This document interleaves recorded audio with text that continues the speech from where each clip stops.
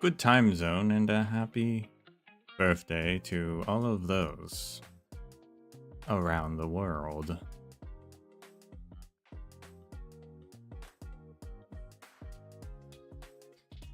It's that time of the year again where we spy on our employees and learn all their deepest secrets.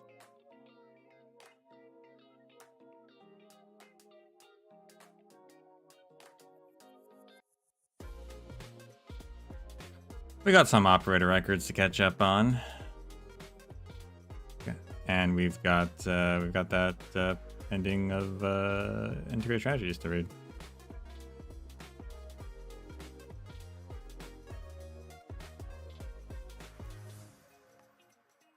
That'll go through all the records, but we'll probably get a good chunk, hopefully. I think we have like 5 or 6.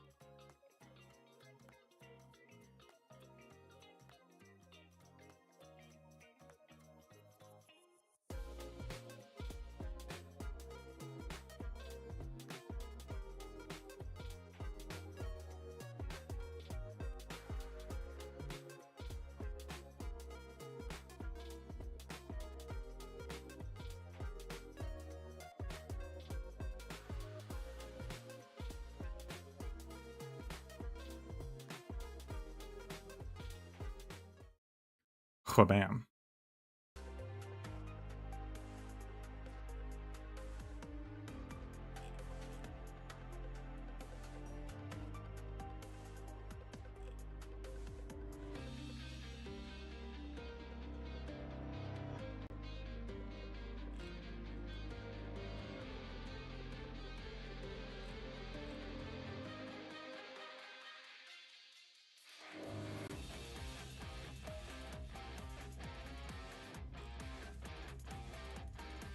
Good morning. Just saying hello. What were you expecting? Rare? We've got that Exodus of the Pale Sea rerun. Cute skin for Rose Salt.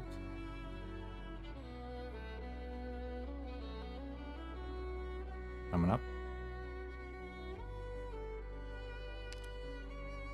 We'll start with the ending, since it's fresh on our minds. It's the whole reason this stream even exists.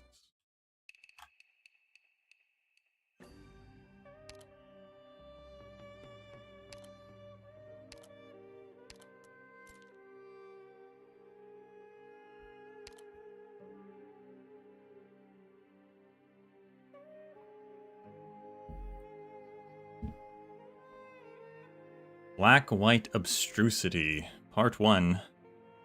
The Name of Wong. What are you thinking about now, sitting out here on your lonesome? No need to explain it to me.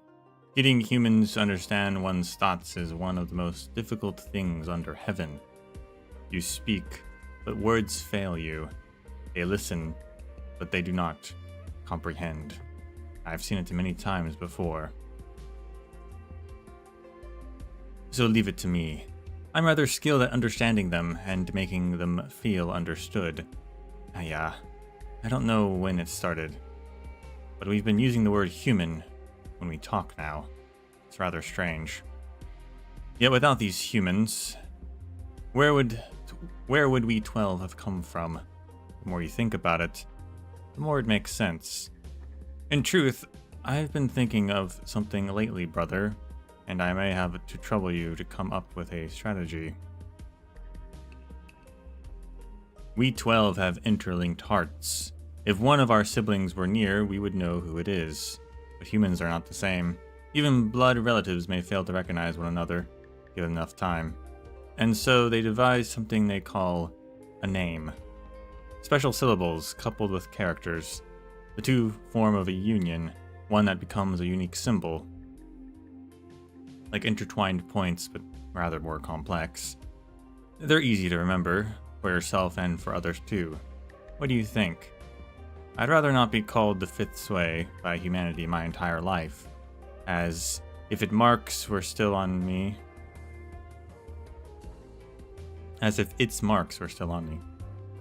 The ones who create characters helped me think of one to use as a name. Could you read this for me, brother? I shall write it and recite it for you. The characters Chi and Ye, Luck and Page, come together to form Chia. Yes, that's right. It's short and sweet. Also, it feels somewhat different from communicating by thought alone. When sounds reach the ear, it's a touch more sincere. Are there any characters you fancy, brother? It's rare to see you without words or thoughts. I suppose I'll have to do it for you. Reluctantly, I might add.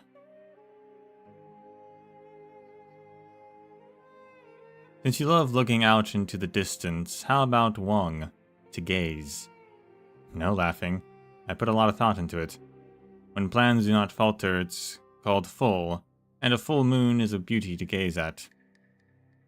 To observe the future from the present is to look into the distance, and to look into the distance is to gaze. How about it? Does it not suit you? Let me try it out first. Wong. Sounds good when you read out loud, right? Now that we are set on this character, anyone on this land will see your jet and chalk hair and your yin and yang eyes and know what to call you. Wait, let me see if I can think up anything even more fitting. Choosing a name is not something to take lightly. Just as how your strategies cannot succeed with only a single move on the board, right? You say my words have a hidden meaning. I don't know what you mean. As it so happens, I brought along a human game today. A board of 19 lines against 19 with myriad variations.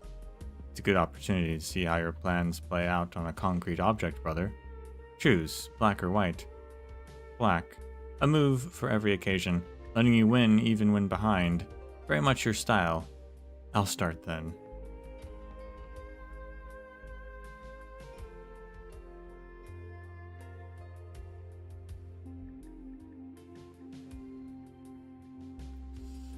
So she also introduced him to Weicha, huh? Okay.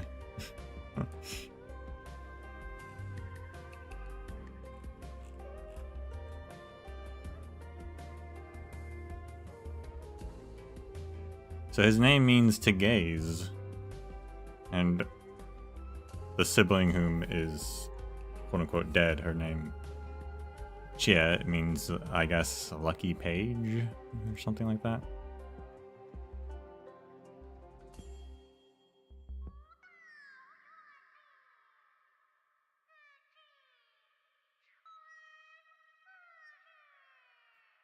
Didn't come up with a name on his own. No, I believe they've talked about the names in the past, and I believe she came up with all of their names or a lot of their names.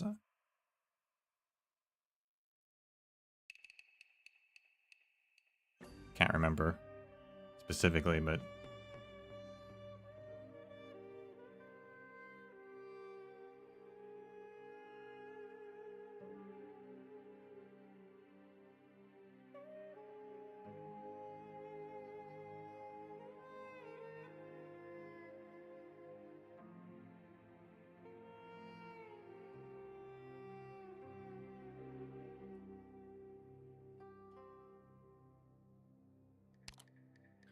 Part 2, Sitting at the Board.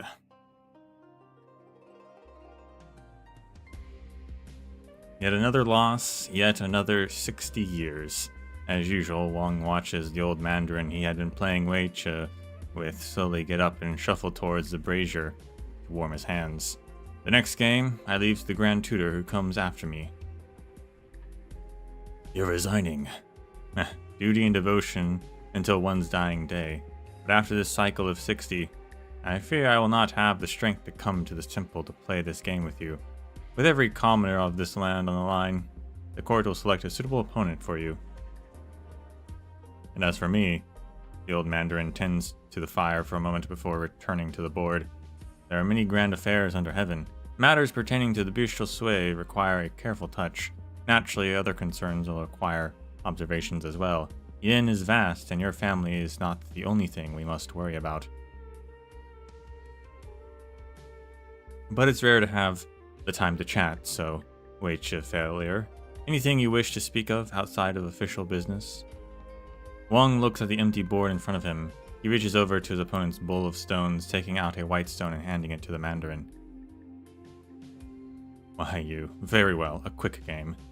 The Grand Tutor chooses white, Wong chooses black. Half an hour later, the Yinese minister places a white stone onto the board and departs the ancient temple that acts as Wong's prison, his face relaxed. After the Grand Tutor leaves, Wong does not tidy the board, but rather sets it aside, stones and all. He takes an empty board and recreates the game of heaven and earth he just lost, move by move, until he validates his theory. Some of the tactics that arose were completely different from the ones the Grand Tutor usually employed. Weicha has always been a game of two players, so where did these novel tactics spring from? Besides, this game used Yin's domain as the board, and lands every commoner as a piece. Not as simple as a game of black and white stones within a square. The Grand Tutor is certainly unaware of this. After having played against him for decades, Wong knows everything about the man. If he does not know, it is likely the court of Yin is not intervening either.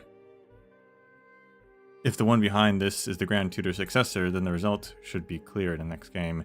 If not, Wong deliberates, then begins to plot.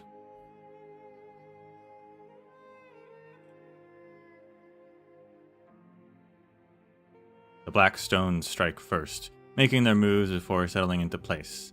This cycle of 60 years, win or lose, 181 black stones shall be laid out, with only one goal in mind. He will force white out onto the board.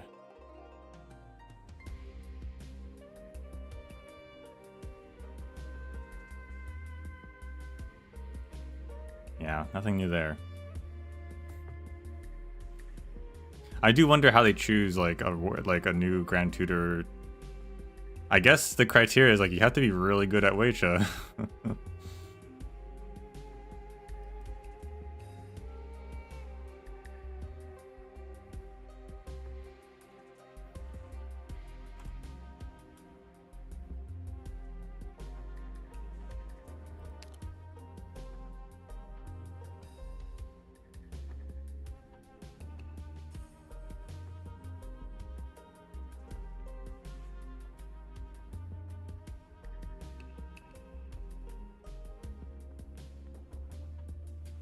Part 3, Re-Continue. Two Weicha players are having a game in a pavilion. The Black Cloud player has black, the player in the white robe has white. The game has reached its midpoint, and the black-clad man calculates his next move. If he were his former self, he would have made this move long ago, but now... What say you, Mr. Wong? Wong continues to ponder the changes atop the board. Ever since the bestial sway matter had been settled, he and his siblings have lost their powers. His cunning plans are scattered, and he is no longer able to calculate past, present, and future like he used to. The exhaustion and pain after overthinking often remind him that he is now a mere mortal. Wong places his stone. Alright. It is now the white-robed youth's turn to ponder, giving Wong the chance to relax. He is surprised by this unfamiliar feeling. Was it a fluke, or has he been complacent? He cannot say for sure. Soon doubt winds its way around his heart once more. His opponent places his stone in a place he did not consider. And so begins another round of endless deliberation by him. Things have changed. He can no longer reckon the millions and billions of variations of the board at a single glance. This game is one he must win. He must obtain that scroll, one devoid of ink and paint. 2 hours ago, Wong saw the scroll in a gallery.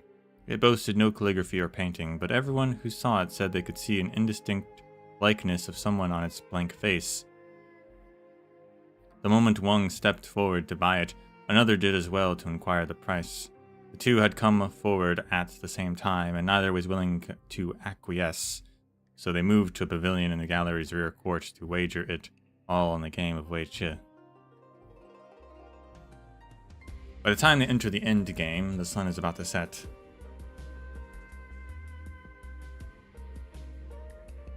The proprietor of the gallery gives them a lamp, stepping forward to peer at what are about to be deciding moves.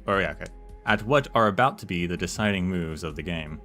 But the one who is about to place his stone does not move, confusing even the proprietor. Just as he is about to head off, Wang stretches a hand out to his opponent. I thank you for your grace. The white-robed youth wipes the sweat off his brow, placing his stone down on the board before grasping Wang's hand with both of his.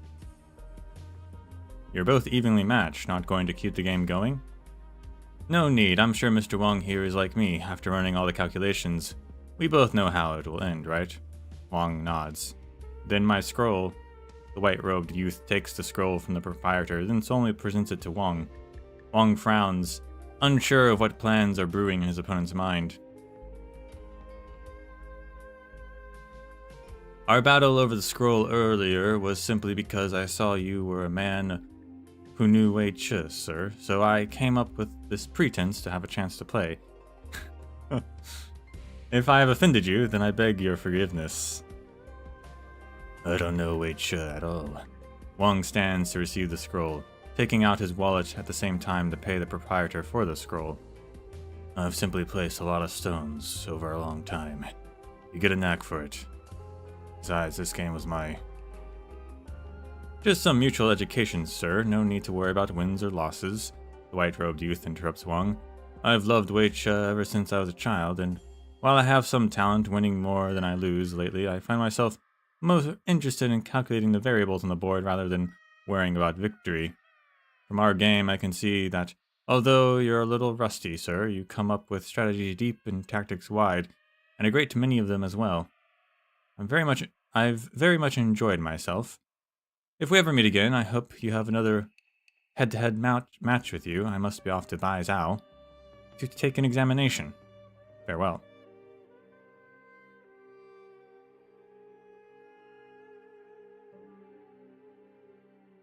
Wang looks at the board in front of him and continues to think, placing black and white stones according to his calculations.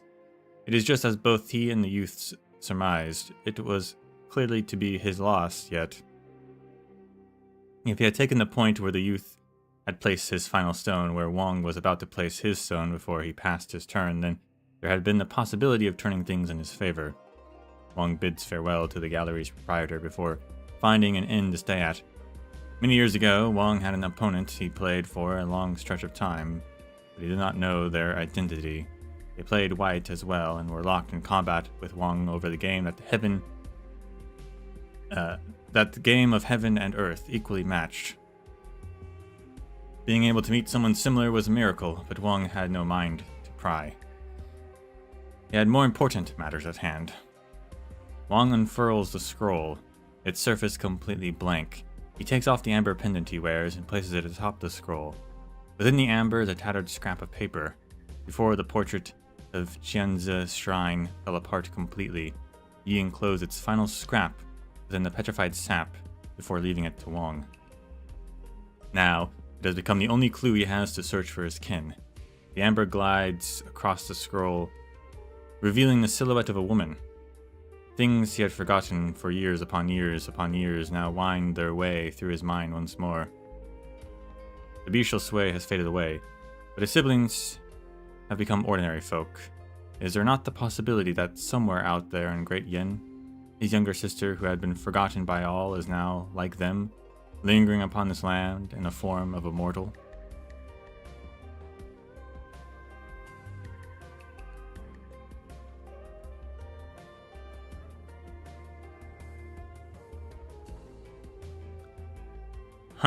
So, and yeah, as we saw in anything, they're like, oh, the portrait in that shrine is falling apart. So it does fall apart. His final scrap is preserved in amber. There's a scroll in a museum that is remnants of Chie's existence.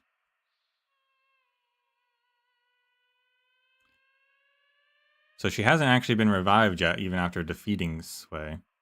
But the obviously the most interesting thing is that they are now all mortals. I didn't think that was going to happen.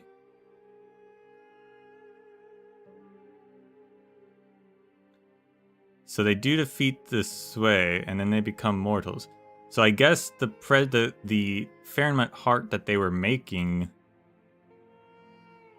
wasn't going to preserve their powers. It was just going, or at least within themselves, but it would preserve their powers to allow everything else to continue existing, right? Because Chia dies and all her work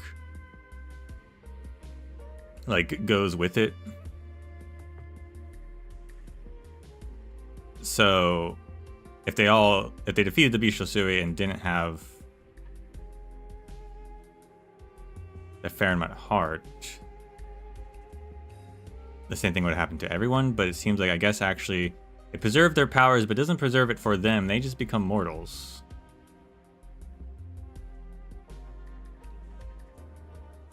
Which kind of sucks.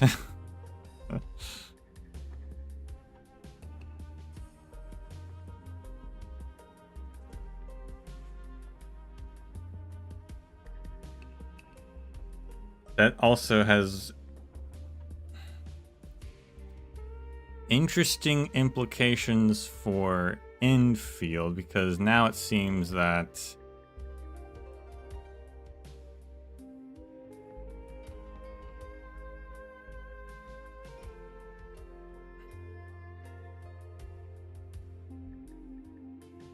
the implications there was that maybe some of them were active on Talos, maybe helped with some of the technology. I know some people were theorizing for Hongshin, like with Sheernite and the Forges of the Sky. But if they're mortals, then they really couldn't, unless it's just research that it's based off research that they had already done when they were not mortals.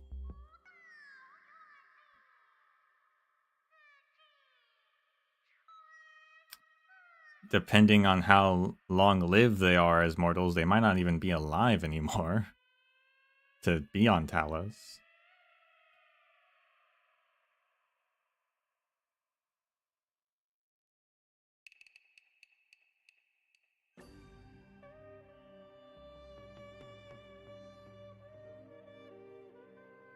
And then you have the 13th sibling, whom is not really a sibling, huh?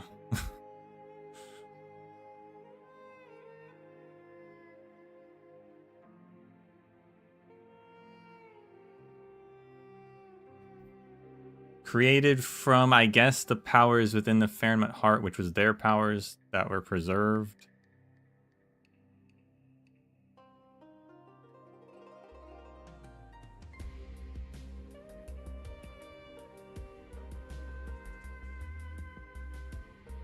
It's more like a child, if anything.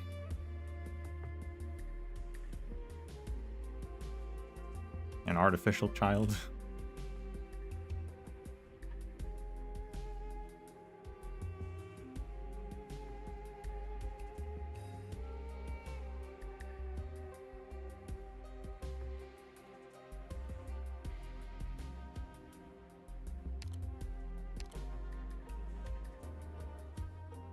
And I also don't know how they're gonna bring back Chia if they're mortals now. Like, how's that gonna work?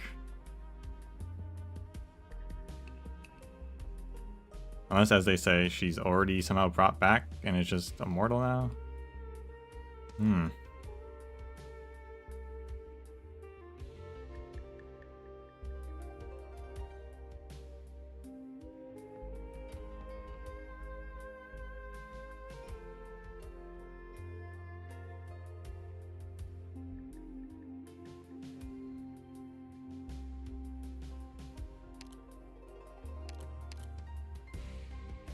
What do I need for part 4? Doesn't tell me. I thought you could click on it and it'd say in the past.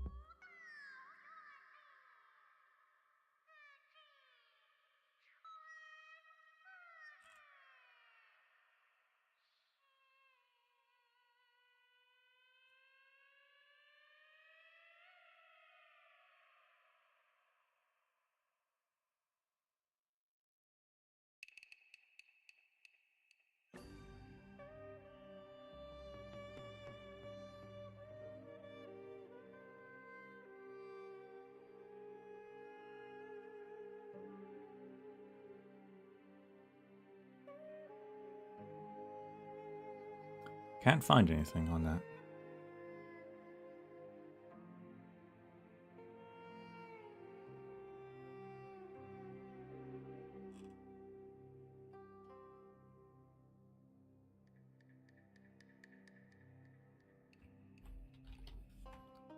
What's it called actually? Maybe I can find it from the Garden Intricacies.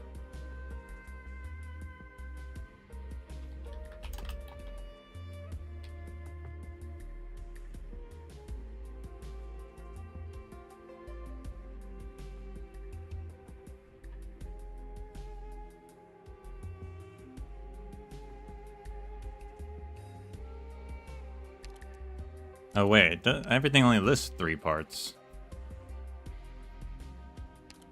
Then what's that? I don't know. Whatever.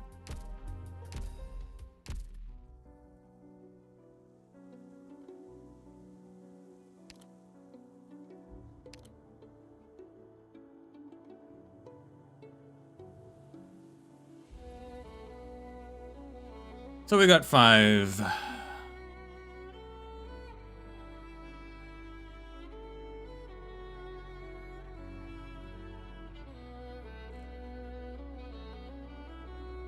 Fourth part shows up an ending 5 update. There's still another update? I thought it was over. I thought it kind of already ended. Since this is the last... I thought it was the last operator interview thing.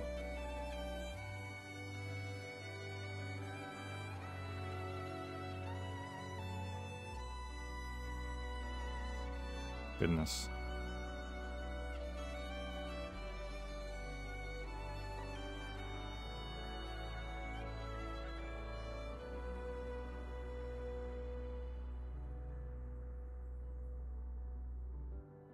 Well, we should start with Saria, since that's topical.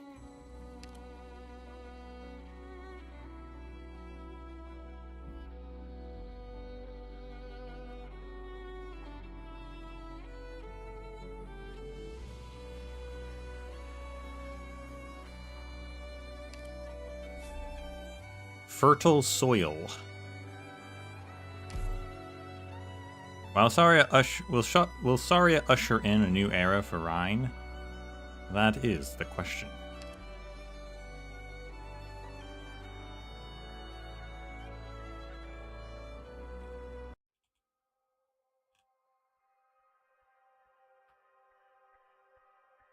Helen the secretary. Heave ho. Heave ho. Helen, I thought you said you might be leaving. Did you come back to pack up your stuff? Yeah, I mean, no. Miss Yara gave me a month of PTO. I thought that was her way of telling me to resign.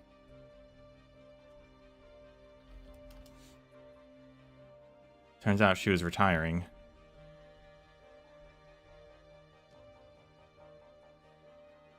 She took me out for dinner before she left and said she had hoped I would continue to work for Rhine. That's great to hear, so the Pantry Alliance lives. You know, I kind of wish they'd just fire me. Why? Wait, today is Saria's first day in her new position, right? Are you still the control secretary? Yeah, I get back to work after lunch break. Oh, I see. I guess Miss Yara really trusted you, didn't she? No idea. All I know is that I could count the total number of times I saw Kristen in the office all these years with my two hands. I end up hearing about most things on the news first. Same goes for this changing of the guard. I didn't even know what happened.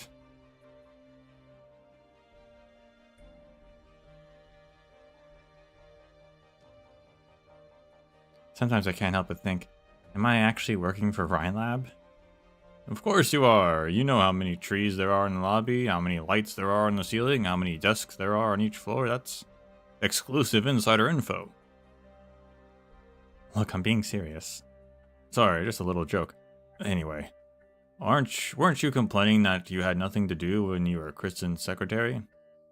You know Saria's reputation as a thing-doer. You won't be bored when you're around her.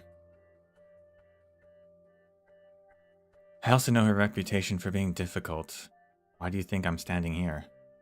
Oh yeah, this way leads to the defense section, doesn't it? Saria wants to use the office of the defense section director as a new controls office. Apparently my first job is to convince the new control to move her office. Well, I'll wait for the good news. You're just waiting to laugh at me, aren't you? Hey, no one's ever won a battle against Saria in the history of Rhinelab. You'll be famous if you're the first one. She does not. Oh, screw you. I guess I'll go now to meet my fate.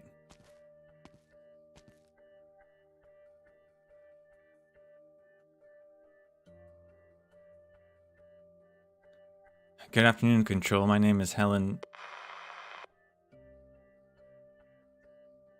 Maylander requests permission to intervene in the investigation on the Hall of Stasis.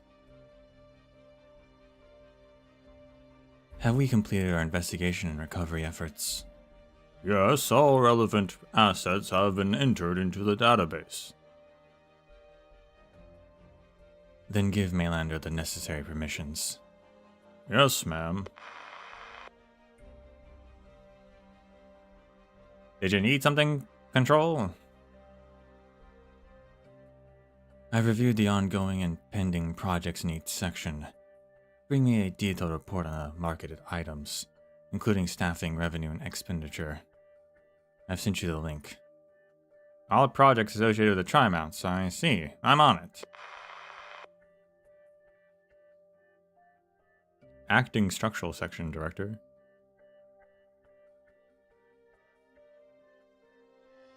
The quarterly report of the structural section is ready, ma'am. We'd like to request early approval for additional budgeting on Project 3 of the current quarter.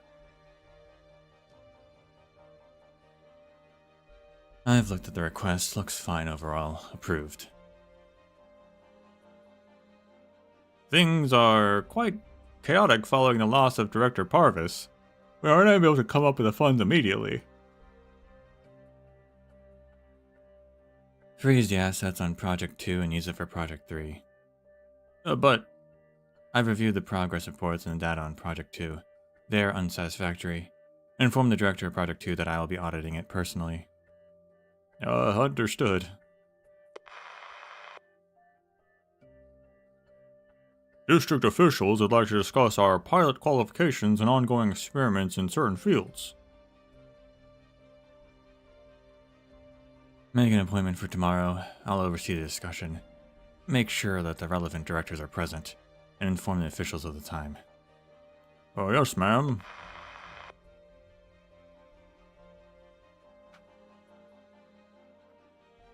She's dealing with all these requests simultaneously, efficiently, effectively. She doesn't even notice me. Oh dear, Helen. What should you do?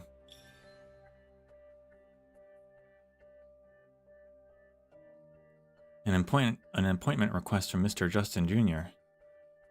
Remarks, a young man with potential. Wow, this is really just related to the event, huh?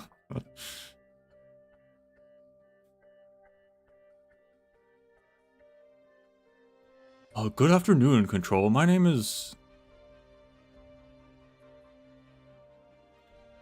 Justin Jr. mentioned it. Sky Yeager, a future star. Huh. Yeah, he's exaggerating. Of course, Justin Jr. sees more future stars than there are stars in the night sky over Trimounts. I understand. I'm not arrogant enough to think I'm more special than anyone else. But I promise that I...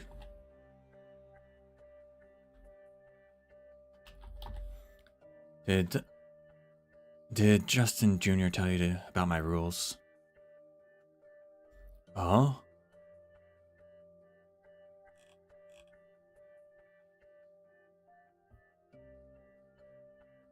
At least he knows the meaning of confidentiality. Put on your protective gear and gloves. Saria points towards the boxing ring in the corner of the office. Oh? Huh? You want Ryan Lab to invest in your passion project? Last 3 minutes in the ring. Yes? If this is your way of interviewing people, I've got no reason to decline. If you're just being an a-hole, then all the more reason for me to make you realize you're messing with the wrong guy. Oh god, this guy's completely clueless.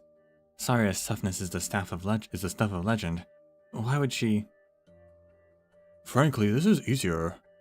For a long time, I eavesdropped on TIT classes by day, and fought hoodlums in the slums by night. Saria and Sky put on the gloves and into the ring. A fiery bout ensues. Helen watches unblankly. A violent clash beyond her comprehension is unfolding in the old office of Ryan Lab's new control. Is that how she intends to decide the fate of a young man? Once again, Helen is sure that she never knew Ryan, even after all these years.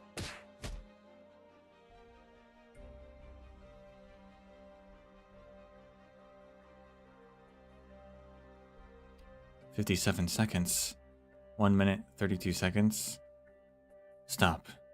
The boxing stops. Sky is on the floor on one knee, the entire side of his face swollen. Oh, my face, my shoulder.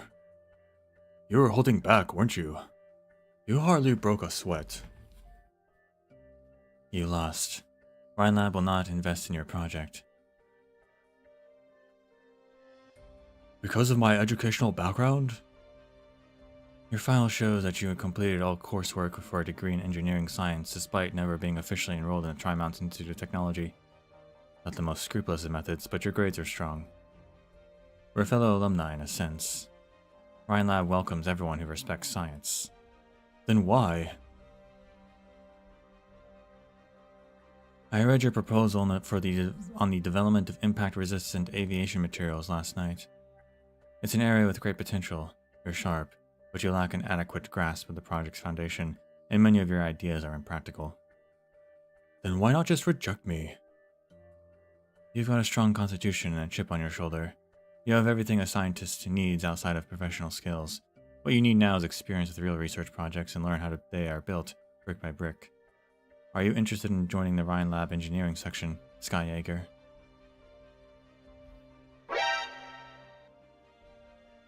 Thank you.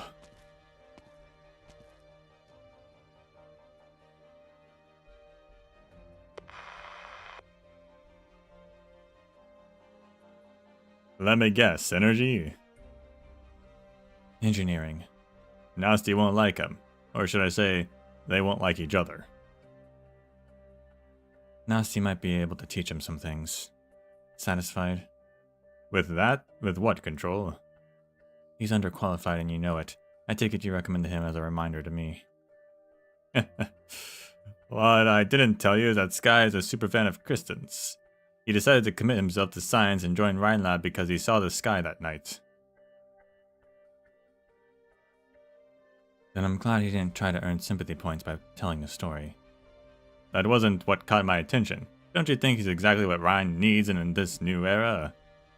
Ryan has gone through dramatic changes, and it will continue to face new challenges. We do need talent.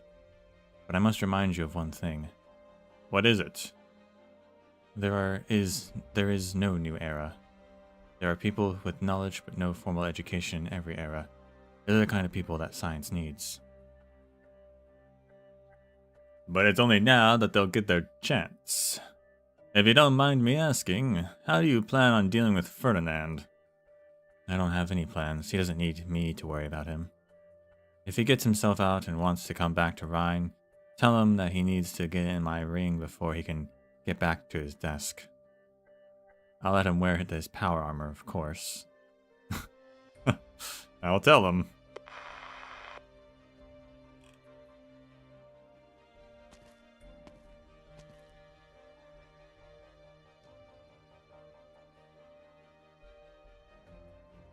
What's she doing? A shower now. For some reason, Helen feels like a great weight has been lifted off her shoulders the moment Saria walks into the shower room.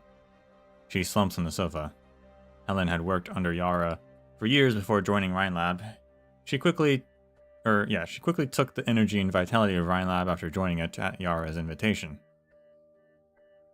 She was a hard worker, a workaholic even. She even earned a degree in energy science so that she could work more effectively at Rhinelab.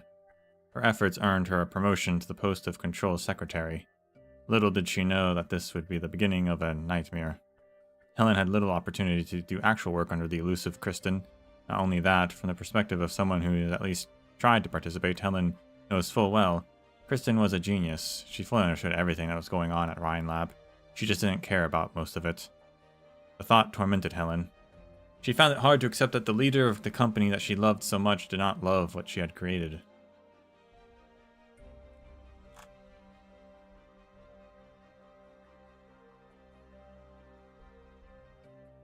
Anyone else would have perceived Saria's attitude as being the polar opposite of Kristen.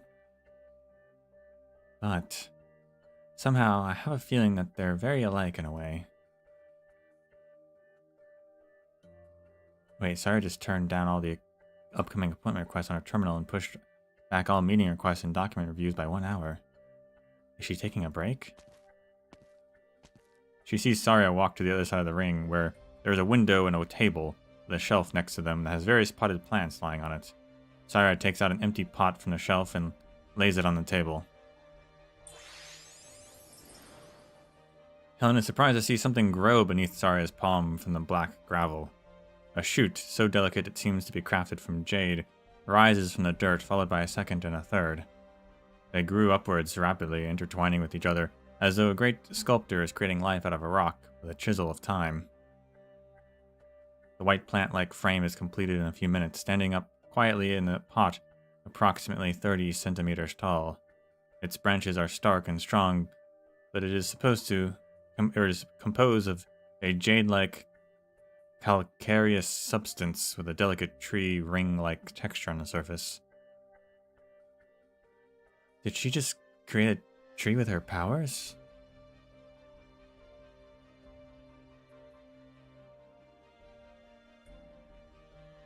As are the other plants her works too.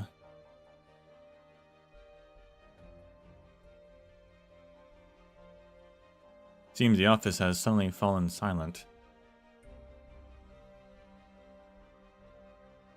Of course, the office has not been particularly noisy since she came in at noon.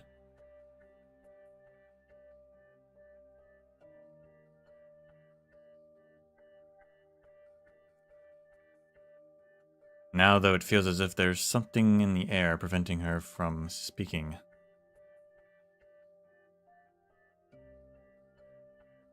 It is a familiar feeling.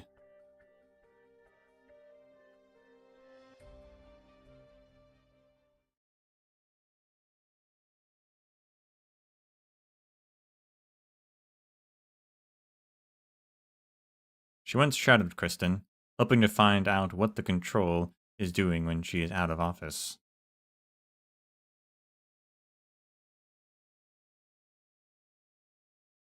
She found out that Kristen had gone to the rooftop of the Rhinelab HQ building, staring at the sky for 2 full hours.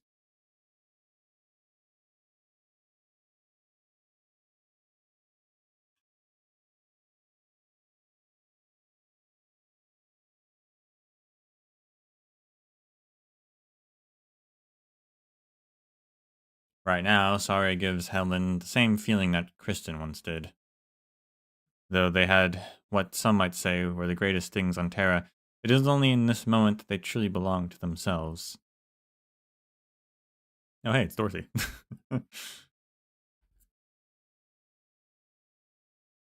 She showed up.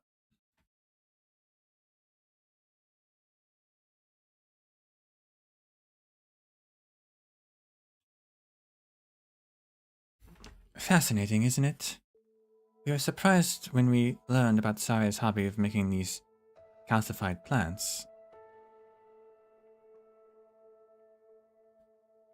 Director Franks, when did you... Shouldn't disturb Saria. Oh, okay. Why did you... You used to be Kristen's secretary, right? Yes. I came to calibrate the equipment for her before I leave. You should learn to do it. It could come in handy. Okay.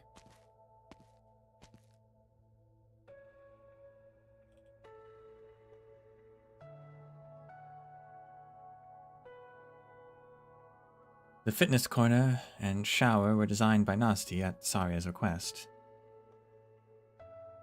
She hasn't been back to his office in a while. Fortunately, all the data collection was done on Rhodes Island, which saved some effort.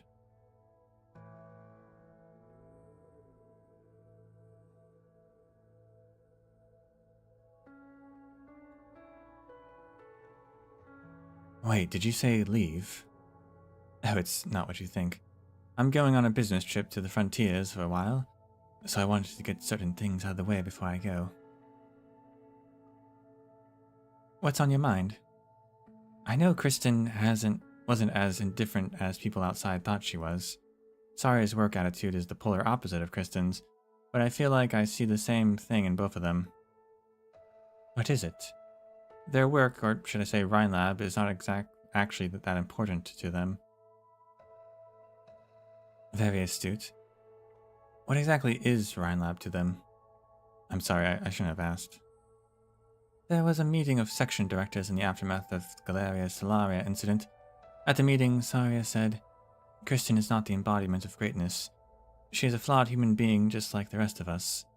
But she opened a door, and the light of greatness shines from beyond the door. Why shouldn't greatness be the ideal?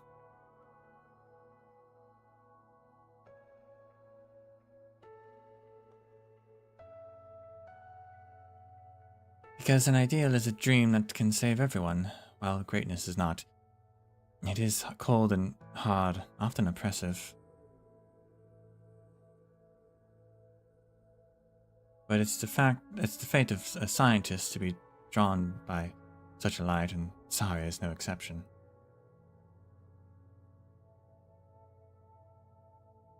Where are you drawn to, Helen?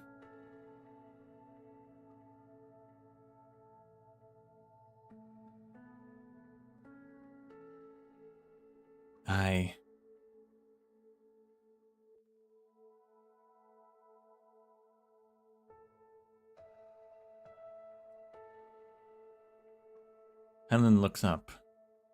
The sun shines through the windows on Saria, who is fully focused on her plant, as though there is nothing that can disturb her. The scene is a strange one, yet somehow holy at the same time.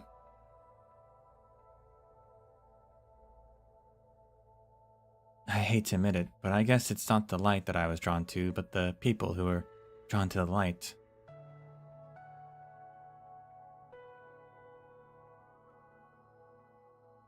Is that not enough? I suppose it is.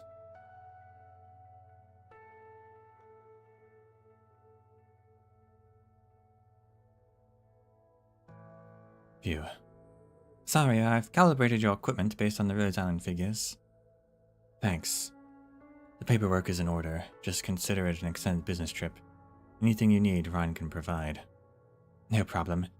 The Site 359 matter is settled, and I've resumed work in the Oranginium Art section. You know, it doesn't really matter to me where I do my experiments. Oh, and Misc stopped me in the corridors with tears on her face. She complained that she's been doing too many goodbyes lately and insisted on seeing me off personally. She's been touchy lately. A bit of sentimentality isn't a bad thing in times like these.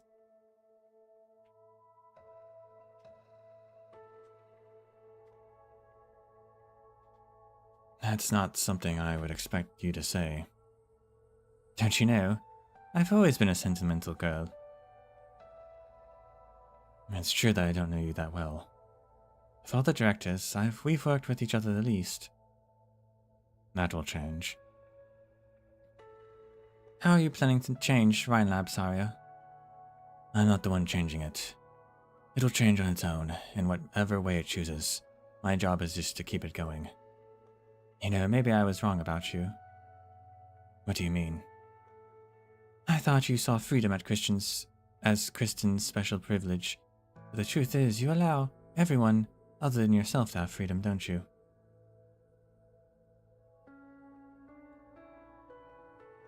I'm not that great. Neither was Kristen. Bye, Saria. This time, you'll have all my experiment data. Good. See you. Oh, and I think your secretary has some questions. Don't forget about her. Finally.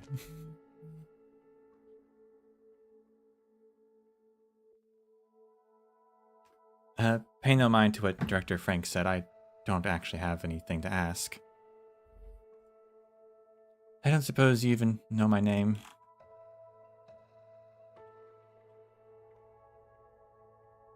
Helen, I remember. Huh?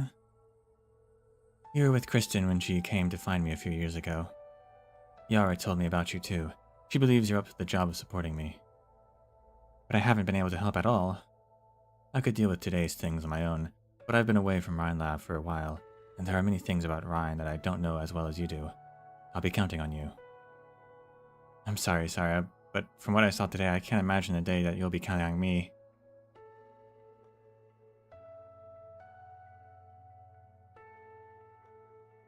It'll be an honor to work for you.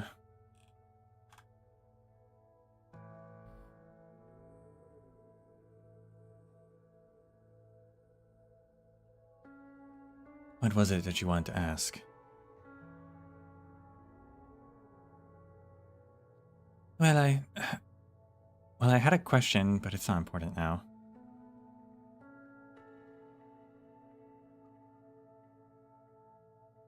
I was going to ask why you want to keep using this office instead of moving to the controls office. You found the answer? I thought maybe you were honoring Kristen. Or maybe you wanted to make it clear to others that you're going to do things differently from Kristen. But now I suspect it's not so complicated after all. Correct. I didn't want to move my office because everything in this office was tailor-made for me. I'm not used to Kristen's office, and I'm not as comfortable there. It's that simple.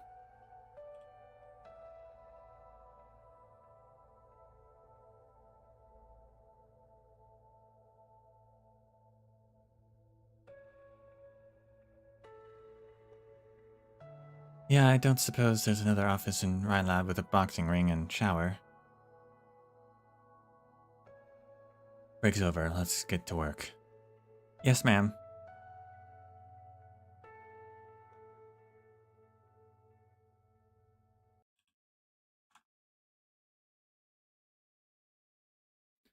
Nothing like giving your scientists brain damage by making them box to get hired.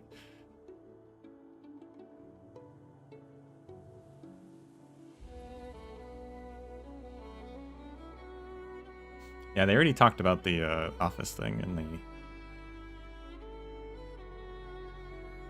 event.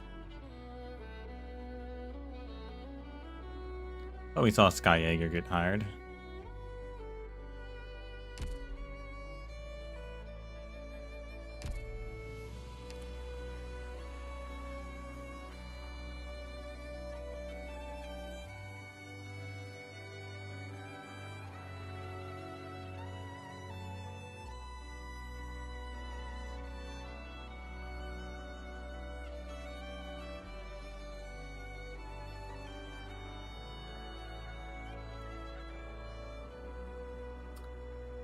We should probably do...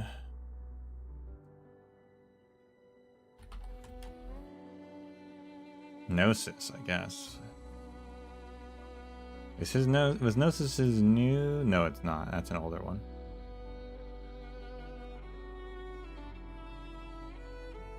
Wasn't sure if it was a new one or not. In which case,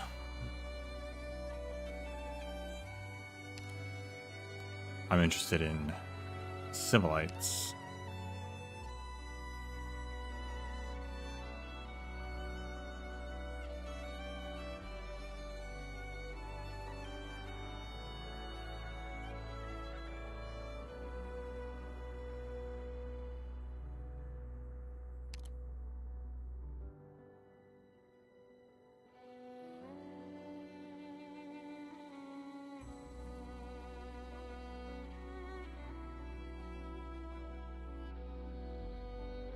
Just hold on a second before we begin.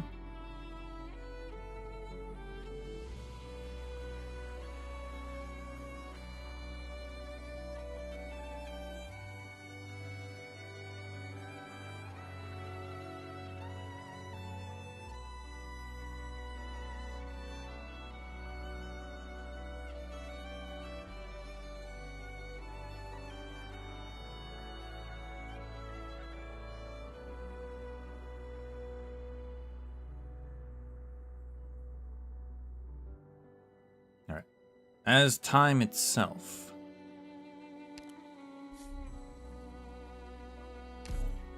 I know you're growing up. It's alright. It's good.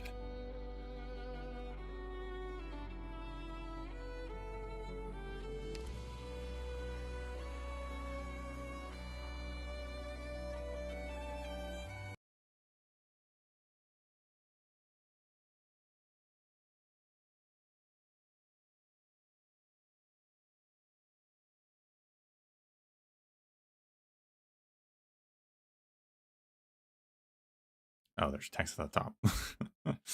Log Rhodes Island LFDOP 41AOD7FC. Link unit VI03. Executor Felinic. Migrated. Log Rhodes Island LFDOP 41AOD810.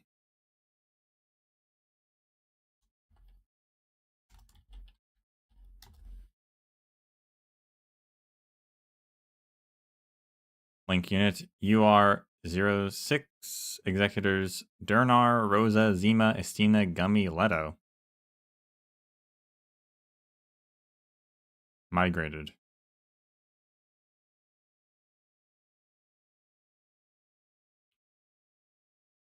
Log Zoot system initiate system restore sequence.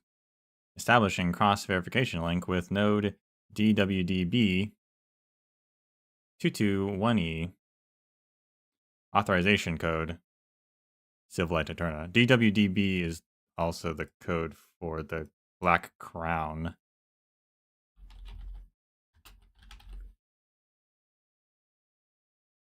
So the Zoot system is establishing connection to the Black Crown system.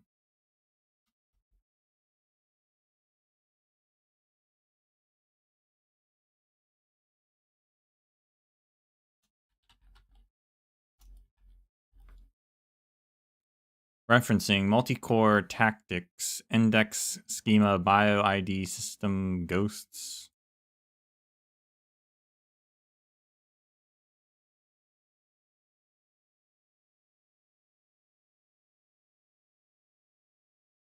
Verifying compatibility. Log Zoot HR record update. HR. Entry encrypted. Status change active archived. Record update committed. Edit note. Cancel.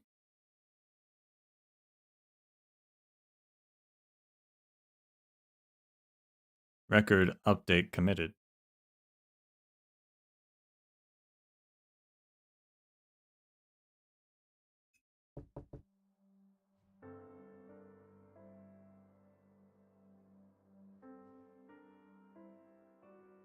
Interesting.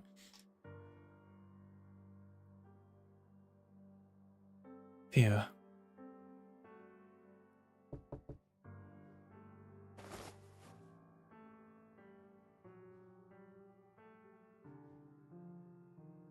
What time is it? Did I oversleep? I need to hurry. Huh. What am I in a hurry for?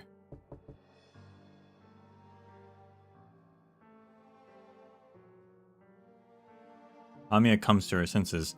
There is a knock at the door by a gentle hand. I'll be right there.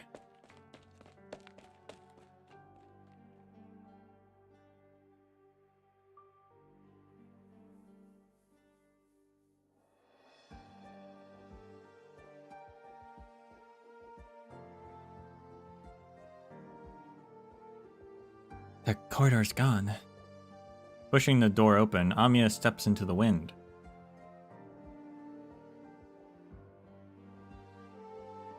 Summer has only just arrived, and azure sky hangs low, blanketed by thick piles of white clouds.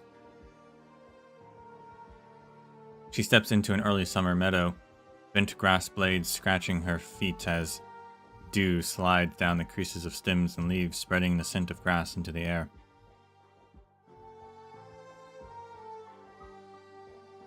Good morning. You're finally awake. Good morning. Now that's out of the way, it's time for the important stuff.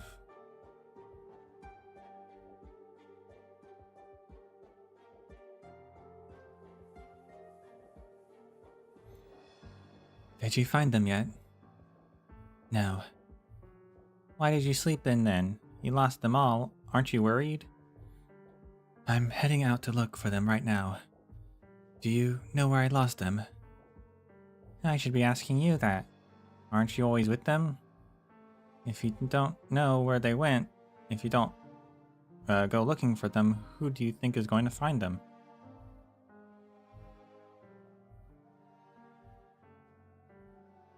You're right. I'm the one who'd know where they went.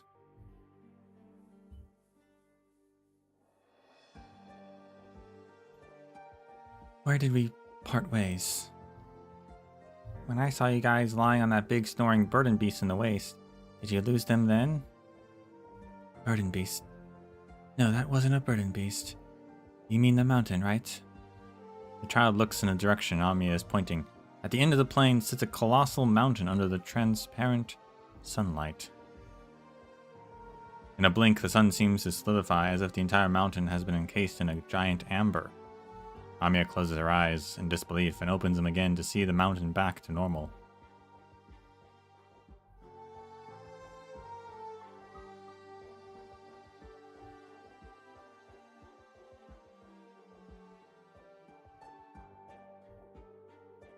Did it ever snore? Amiya has doubts. It seems so silent right now.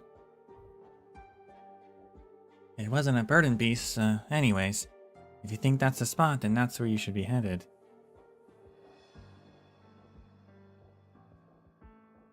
You should go now, right? Who knows? They might have been waiting long for you, and you shouldn't keep them waiting. Besides, you don't have much time, do you? You're right.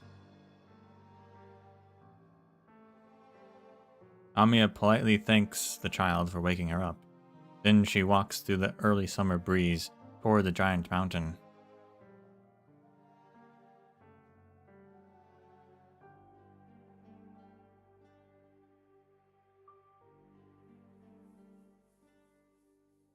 Behind Amiya, the wind coils into an open cabin. A shadow quietly stands next to the narrow bed, looking at Amiya and the child past the door. The shadow listens to their conversation, to their farewell, and watches Amiya walk towards the giant mountain. After leaving the cabin, Amiya never turns back. And so she never sees the shadow.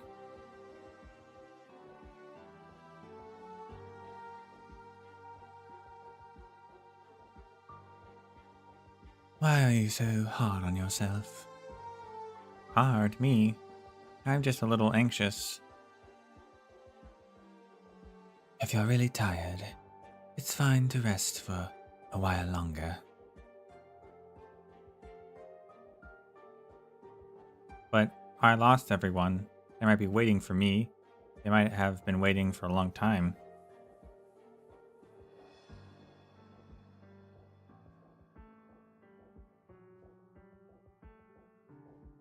Everyone believes in me, so I have to find them quick, or else... Or else what? The fields are so vast, the mountains so high, getting an early start is the first thing I can do. Yes, we'll do many more things on your journey. So it's fine to take it slow. Will this road be a really long one? I'll always be with you. No matter how long it is, I'll be with you until the end. The young illusion cradles the shadow's neck with her arms and dissipates into the grassy wind without a word. The shadow gets to her feet and turns toward the little figure trudging toward the mountain.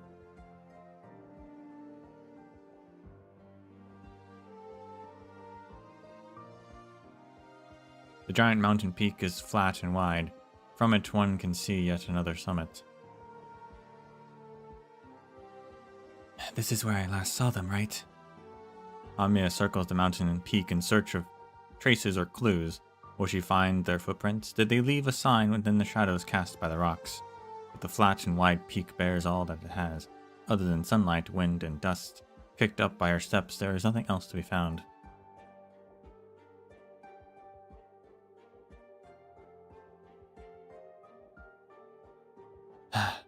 Where can I find some clues?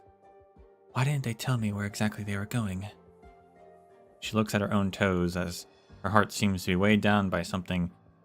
She wants to breathe out, but it seems like her lungs don't have enough air. And then, a small black thing jumps up from a crack in the precipice, dropping into Amiya's arms and scares a shriek out of her. Don't be alarmed. Sorry. I didn't think I'd find a cloud beast here. I heard your question. Perhaps you missed it, but but they did tell you. As far as I know, they sent you a letter. A letter?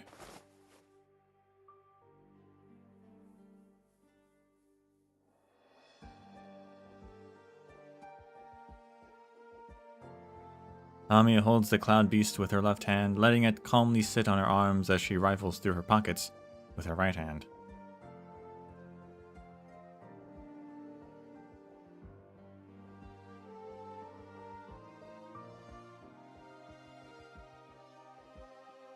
Left, right, she feels something soft touch her fingertips. Or she feels something soft, her fingertips touch something damp. So there really was a letter, right in my pocket. I'm glad it didn't fall out. She cautiously pats her right pocket. She has worn this jacket for a long time. You should stuff your pockets. You shouldn't stuff your pockets so much. Read it, perhaps you might find the information you need. Where they might have gone. But I can't read a single word. Amiya holds the clown beast's fluffy body with her left hand, and together with her right, she tries her best to straighten the soggy paper. It's thoroughly soaked. I see. You couldn't find them because the letter was damaged, and you can't read the information within. Who'd do this? Amiya lowers her head, unsure how to answer the cloud beast, because she was the one who drenched it. I couldn't help it. The water came out just like that.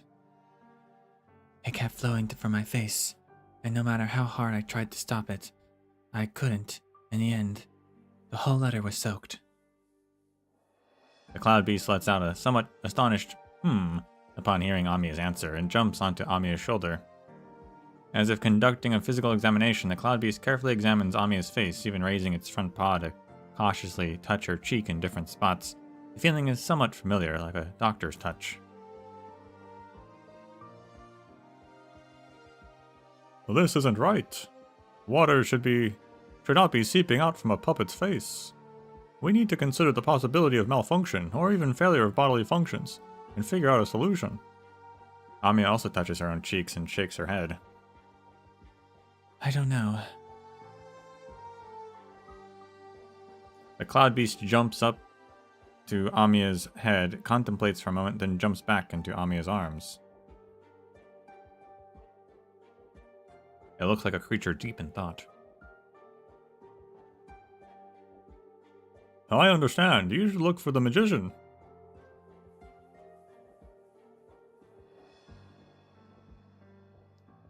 The magician? Oh yes. The magician can do anything. Good, let the magician fix you so water no longer seeps through. This way, the letter won't be soaked and unreadable. Once you can read the information written on it, you'll know where they went. If you say so, I will. But where do I find the magician? I walked through the whole field, climbed to the top of the giant mountain, but I haven't seen anyone else other than the kid who woke me up and you. Is that so? That is somewhat strange. When you meet the magician, ask for an eye exam too. But I have to find the magician first. You can find the magician. You're the only one who can. Could you at least tell me which direction I should head in? The cloud beast lowers its eyes as if from exhaustion. Amiya notices it trying to stifle a yawn. You need to go at once. The cloud beast shakes its head as if to stave off its drowsiness. It leaps once more onto Amiya's head. Amiya feels a gentle kick on her ear and feels the weight vanish as the cloud beast leaps into the fading light, disappearing into approaching dusk. Amiya looks up, trying to find the creature. But the open and flat mountaintop is completely deserted. She puts the letter back into her jacket. After patting her pocket, Amiya makes up her mind and closes her eyes. She is a little nervous, but fortunately she can do it. Like the leaping cloud beast earlier, she runs away, then jumps off the edge of the cliff. Amiya's long ponytail draws arcs in the air as she runs, captured in the shadow's eyes. Amiya leaps off the cliff into the formless air. The shadow raises her pale face. Amiya does not turn back, and the shadow remains standing far behind her. The shadow sighs softly, recalling the earlier conversation between Amiya and the cloud beast. She reaches out, and the cloud beast emerges from thin air, standing on the shadow's palm. I have done what I had to do. Is that what you think? She needed a guide. That was always my responsibility. If we were talking about your true self, I actually think you should have given her something else. I shouldn't be the one to grant her those things. Why not? She's always been so dependent on you. My point is, you are more suited to the role than I am. You know she and I made a promise. I'll appear whenever she calls for me. She knows I'm always there, but she's been calling for me less and less the past few years. She's no longer a child. The shadow recalls when they first met. Oh, sorry, the shadow always gets it wrong. When they first met actually happened a little later. Amiya was once a girl who would snuggle up to her, burying a few tears into the fabric of her shoulder. She would then raise her head to look at the shadow's eyes and smile. The shadow spent some time learning these smiles, so she could use them too. The time passed faster than she could perceive it, something she originally found hard to grasp. Though it's not as if she doesn't know why Amiya no longer calls for her. Amiya is growing up, the shadow thinks. Actually, it isn't so much about how you think, but what she wants now. Of course, after all, I am one of the people she's looking for. So why should she seek solace from me? I have become one of her responsibilities too. She will not allow herself to remove her emotions from her responsibilities. Though perhaps that one can. Are you going to follow her? Do you want to meet the magician? I'll accompany her. It is the reason I exist in this form. If she's willing to ask the magician for help, I won't have to break our promise and show up without her summoning me. If not, I shall decide then whether or not to fulfill my obligations. I thought your promise and obligation were one and the same. Logically speaking, yes. Alright, I'll leave it to you. The shadow and the cloud beast bid each other goodbye. Their conversation lasted longer than she expected. As twilight draws near, she has to catch up with Amiya as soon as she can.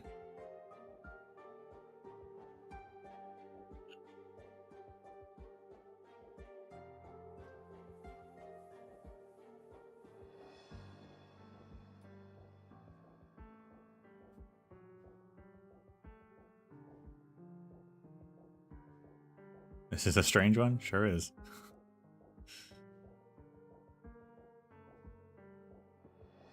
Amiya leaps off the cliff, but does not fall.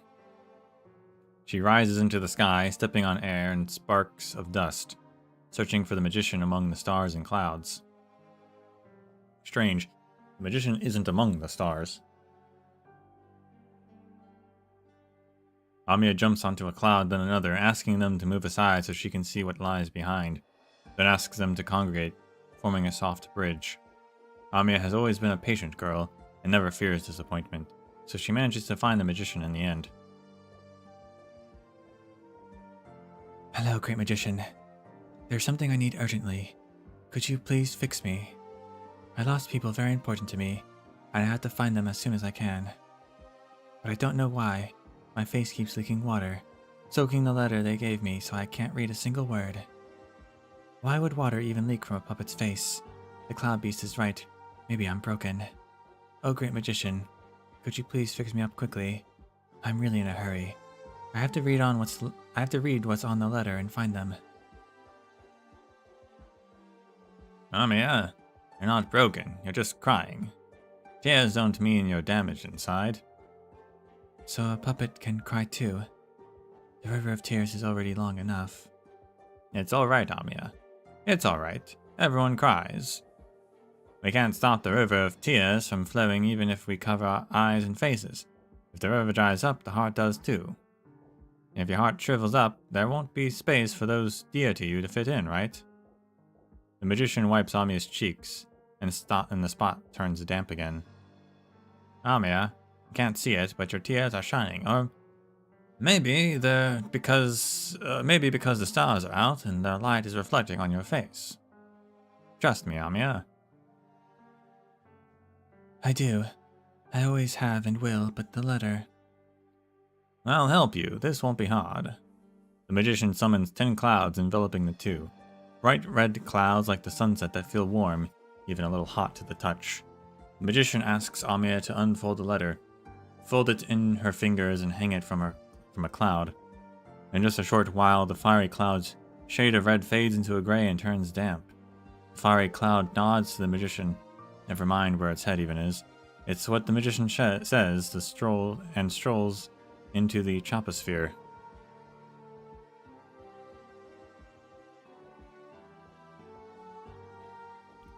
This happens 10 times, and Amiya picks up the letter, now dry and firm, no longer damp and flimsy.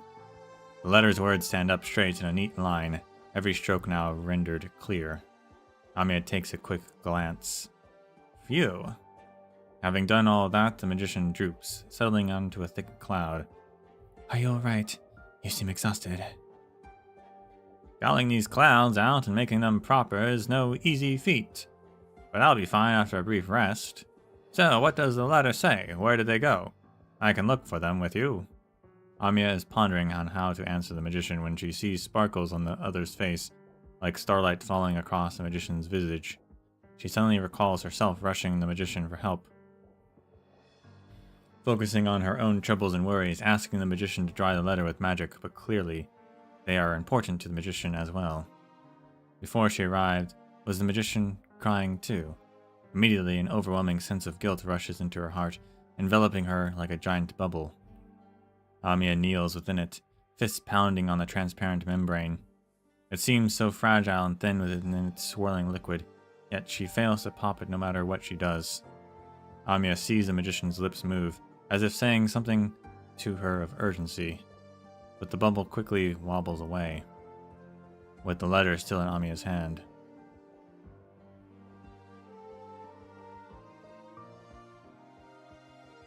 The shadow arrives somewhat late, coming just as the bubble floats away. If, the shadow thinks, she was a little earlier, she could have gotten to talk to the magician. She looks at the figure by the stars. The magician is already standing, seemingly wanting to grab the bubble, but it merely slips through the magician's fingertips. The shadow subconsciously smiles. The magician looks up and sees her. It's time to catch up with the floating bubble. The shadow shakes her head at the magician. The magician blinks and nods to the shadow. How unfortunate her slight lateness leaves them no time to exchange even a few words. But fortunately, there is still just enough time for them to trade glances. Beyond the clouds and stars, the magician watches the shadow disappear into the distance.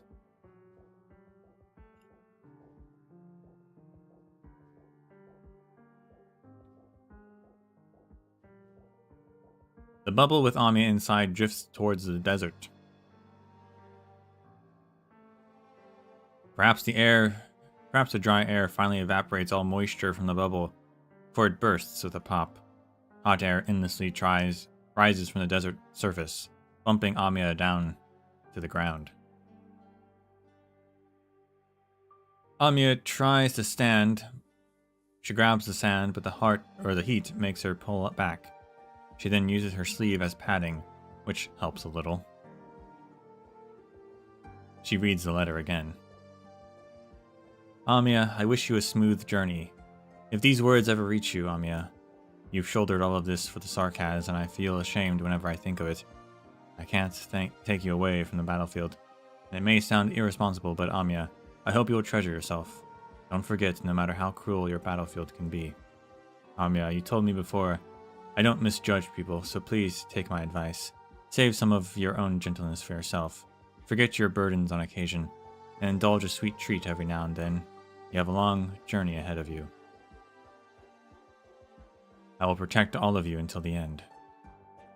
The letter does not mention where they went, or perhaps there is no need to say. The letter only contains many requests and farewells. Amiya holds them in her hands, looking to the horizon. Does the end of the desert lie on the other side? I have to go. Even if I can't find them, I have to go find my own way out. There's so much to do. There are so many people that need me. Amiya walks. The sun cooks her back, casting a shadow before her. Time passes, but the sunlight does not fade as the blazing sun hangs high, never setting. The bright light casts a shadow with knife-sharp, jagged edges. Amiya's every step forward treads on the boundary between black shadow and white sand. Amiya walks. The sun scorches her neck as sweat rolls down her brows and into her eyes, as sweat on her forehead evaporates into dry salt crystals.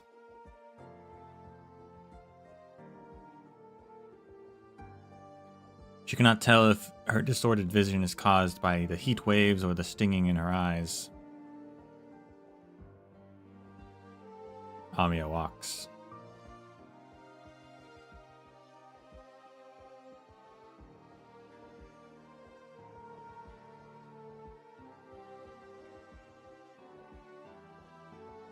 A sudden gust of wind throws sand and gravel into her face, while breathing dry air feels like inhaling blades slicing into her windpipe. She tries to cover her mouth to retain any shred of moisture from her breaths, and her lips touch the paper in her hand. Amiya walks. She seems unable to stand upright any longer, but even so she trudges onward, knees bent.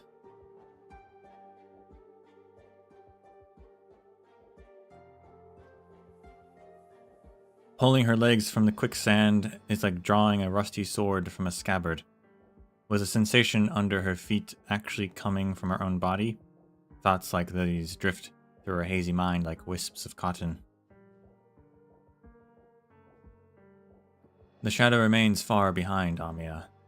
She can see further than Amiya can. She sees what lies far away in front of Amiya, the desert edge receding with the young countess's step, always a step away from the horizon. The shadow notices Amiya's eyes are almost shut, but she trudges on. Despite this, she remains in the middle of the desert. Until Amiya allows herself to exit, the desert will go on forever. The Black Crown's master is prone to dreams. Many dreams do not come from themselves, but the shadow can tell them apart, and knows Amiya is the master of this dreamland. The shadow pauses. She makes up her mind. She has not done this in a long time, but neither has she seen Amiya like this in a long time.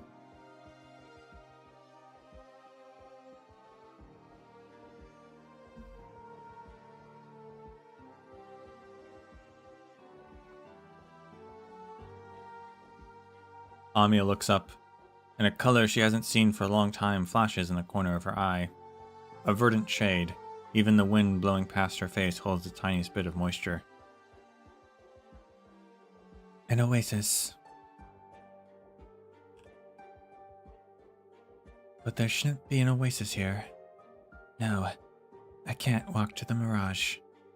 Amiya turns around, avoiding the oasis, and a strange thing happens. The oasis lifts itself up. From the bottom, what bottom exactly? 4 legs stretch out like the feet of a wooden wardrobe. A wardrobe's feet will never be as flexible as these ones, and the legs move left and right as it rotates its ankles to warm up. Then it starts running and lands with a thump right before Amiya. Her eyes widen. She tries to move a few steps to the right, and the oasis lifts itself up to follow suit. Amiya moves slightly to the left, and the oasis once again stretches its legs. Amiya cautiously takes a step back. The oasis picks itself up and charges straight at Amiya.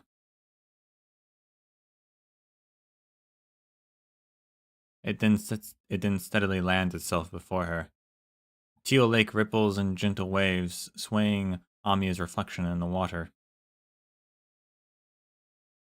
Finally, in this dream, she turns around for the first time to look behind her, but finds no one, only the wind and sand from the path behind her. Is that you? There is no answer. But as Amiya turns around, the shadow is already in front of her, as if she was always there, with the same smile in Amiya's memories. Amiya. The serene expression overlaps with a smile Amiya remembers. She is momentarily speechless. The shadow also sees Amiya's memories and so holds Amiya in a gentle embrace, just as the memories play out. Teresa. The shadow gently pats the girl's back as if in response. I couldn't. I didn't stop it. It's happened so many times. Dr. Kautsit made so many preparations, but I couldn't bring them back. There are so many important people. What should I do? I know I'm not the only one in pain, but I have to rely on. Everyone needs a shoulder to lean on, but I carry everyone's trust on my shoulders, so how can I wallow in sorrow? I just have too little time.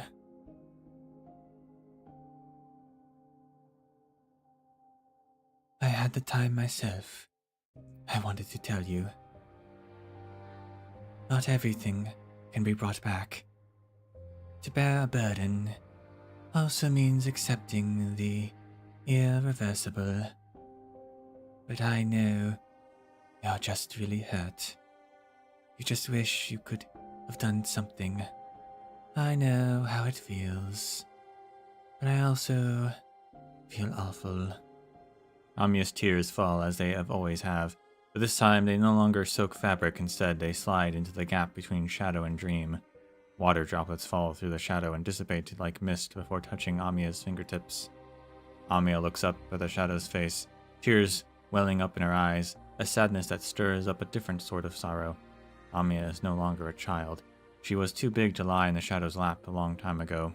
People always say Amiya is a precocious child, taking on responsibilities far beyond her age, but Amiya knows she herself has indulged in the privileges of being a child. For example, once within a nightmare, she held onto the shadow's fingers while feigning in ignorance, telling her the frivolities she already knew. Or like now, as she presses her forehead against something warm, confiding in the familiar. Even though she is long dead and gone, Shadow smiles at her like an echo. Amiya closes her eyes, new tears spilling out, rolling down her cheeks. she suddenly feels an unbearable sorrow. Teresa, please, you no longer have to. The shadow reaches out and touches Amiya's forehead.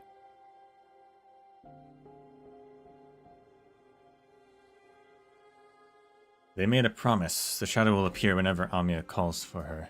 Amiya needs only to refuse the shadow and she will disappear. Unspoken words linger in the air, but the shadow remains standing. She leans down and leaves a somewhat strained kiss on Amiya's head, then stands up and waits. But Amiya comes to her senses, and her vulnerable state leaves her open to making another mistake. How could I have said that? I'm sorry, Teresa. The shadow stops smiling, and Amiya's sorrowful expression appears on her face. She hugs Amiya again, her cheek pressing against Amiya's temple. This time, Amiya cannot see the sadness on her face.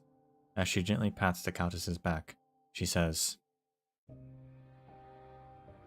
Amiya, don't worry about me. You will never hurt me. You never have to apologize to me. I know you're growing up. It's all right. It's good. I'm always here. As she finishes, the shadow releases Amiya from her embrace, squeezes her hand and vanishes. The endless stretch of sand disappears without a trace, and in the void within the void, the teal lake ripples slowly, the moist wind still tender.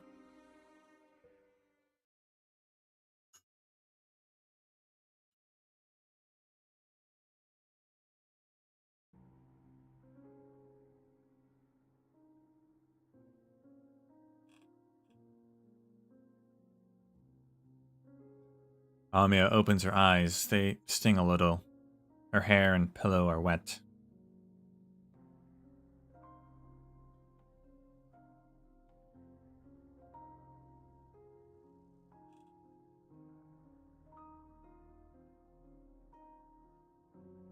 Someone is holding her hand. Amiya, you're awake. Doctor, it's so dark outside. Is it morning already? Yes, it seems like it'll rain today. Over there in the forest. It's fine. Let's set off before the rain falls. Are you alright, Amiya? You had a nightmare. I did have a really exhausting dream, but it had a happy ending. Because someone was with me. Went through the dream together. So, Doctor, I'll go with you too. Amiya wipes the moisture from her eyes, removing any traces of water, and smiles at you.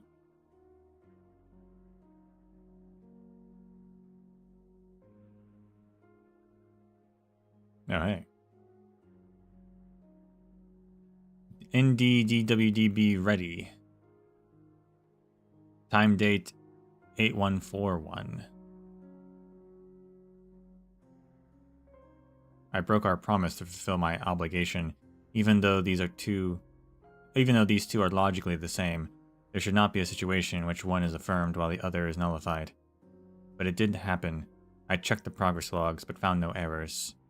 Additionally, I already believed this was the right choice before the verification happened, just like the request Amiya made to me. I also had a premonition of something I long knew. Amiya will grow and change. One question: will there be a day when she will no longer need my company? Another question: logically speaking, Amiya will cease to exist in the foreseeable future. In this situation, what should I do? Strictly speaking, Civilight Eterna grows the same way as time. But the more I learn about Amiya, the more I run into events that show I don't understand me at all. However, just as when I started to believe, contradictory circumstances also became valid. I also believe the question of what should I do is a topic not worth worrying about. It may be far from inception, but Civilight Eterna was defined to be a management device for all memories. But now, I'm beginning to understand what memories are. What problem is not worth worrying over, because I have learned I too have memories, even if they are memories of sorrow. Or perhaps they are memories of love. NWD or DWDB closed.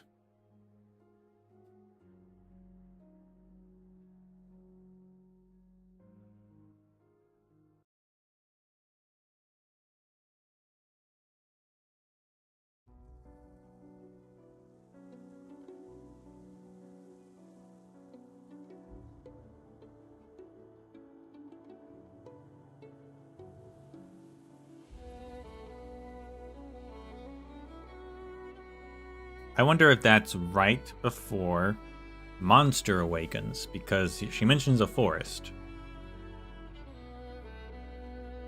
which is where the cocoon was set when she awoke. Obviously, this is like a nightmare stemmed from Kautzit dying and everything.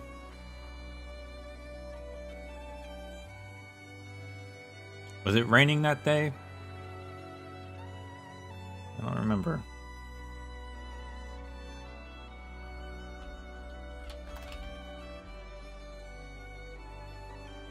We can find out.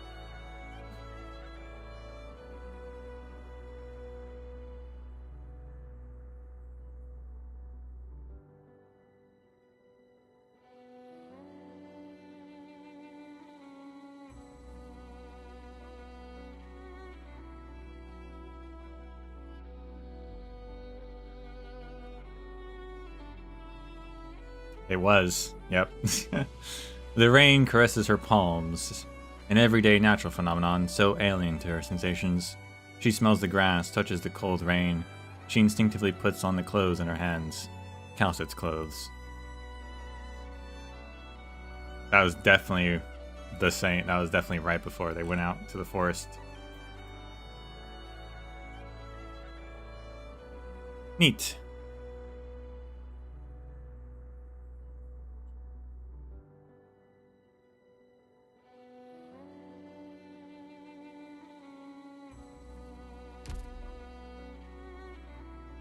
And now I see that this Cloud Beast is also in this new outfit.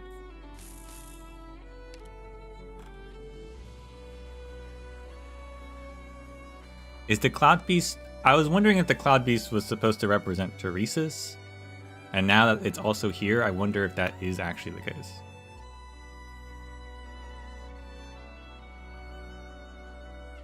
Because now it has like a little cape or something.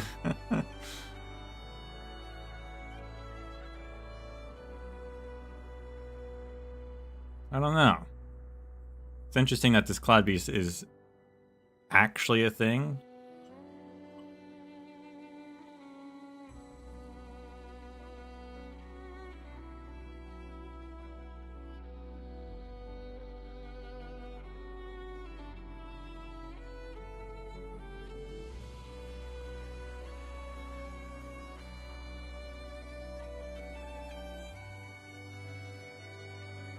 I don't know who else it would be, really.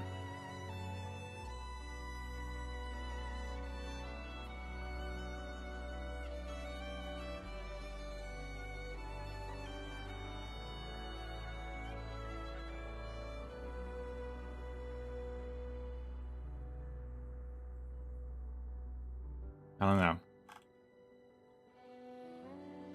Because the conversation with the Shadow and Cloud Beast, I've done what I had to do. She needed a guide. That has always been my responsibility. I shouldn't be the one to grant her those things.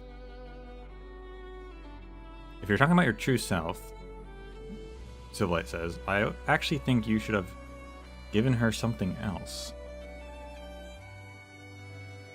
She's always been dependent on you. Maybe it's not Teresa's.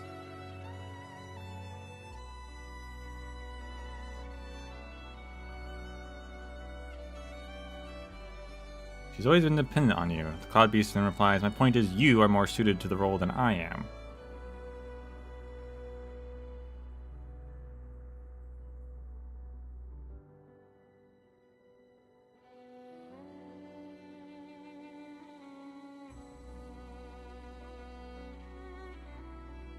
Unless the Cloud Beast is just actual Teresa.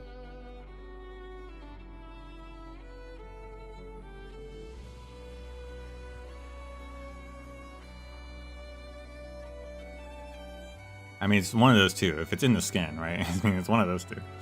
But it seems maybe more just actually Teresa.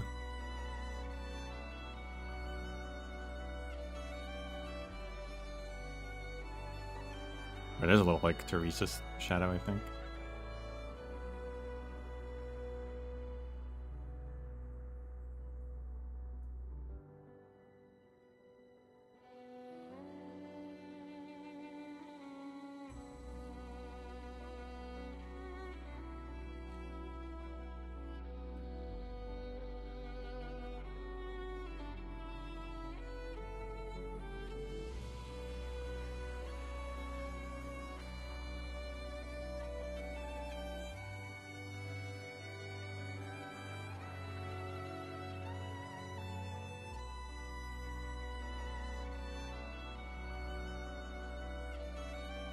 Yeah, maybe the voice lines, because this has new voice lines, right?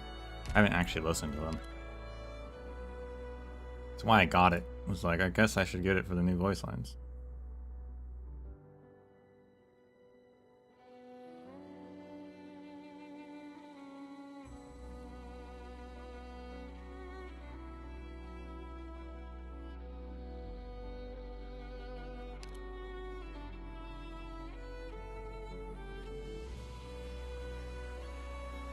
A palace of memory. Its structure more elaborate than a Litanian instrument.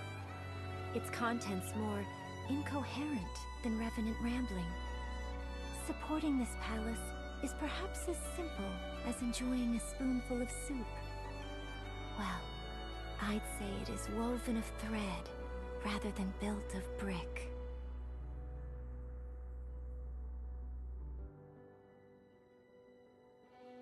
It's strange to perform a deep dive into Teresa's memory. It has lived within me since my beginning. But when I search these memories, I feel like a mere reader. It's very strange. I won't show you these deep dive records, Doctor. Oh, okay.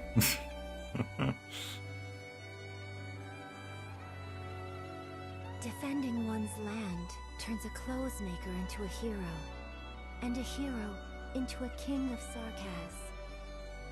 Yes, this is where it all began. Teresa's thumped on the door, and Teresa set down her scissors. Only when the door opened that evening did she realize the heavy rain outside.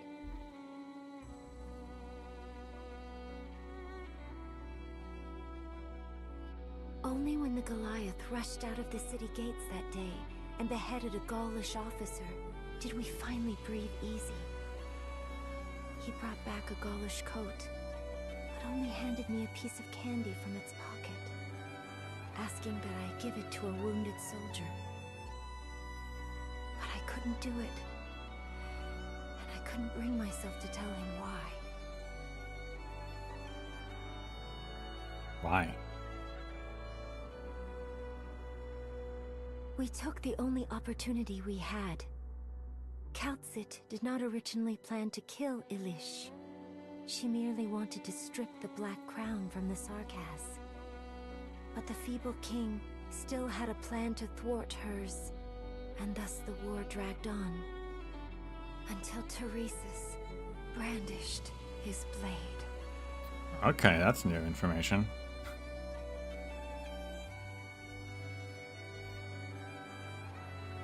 So she was just gonna take the Black Crown.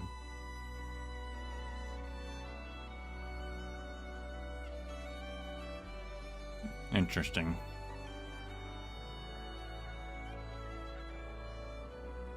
Also, does that confirm that Teresa's is the one who killed that Kaltsit? I don't know if we've known that or not.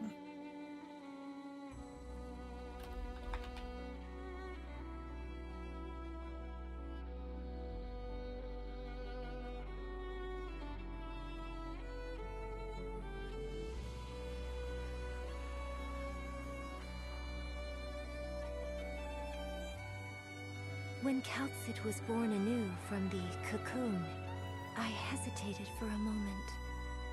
But the look in her eyes was familiar. After wearing the black crown, I would occasionally see I thought perhaps we didn't have to become enemies. I'm glad I considered the notion.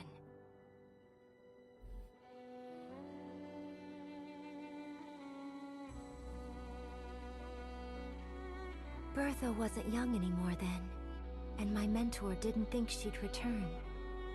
She smiled as she said it didn't matter if she died in Casdell, for her sharp-tongued disciple had no way out. We laughed over many jokes together, but this is the only one I dislike.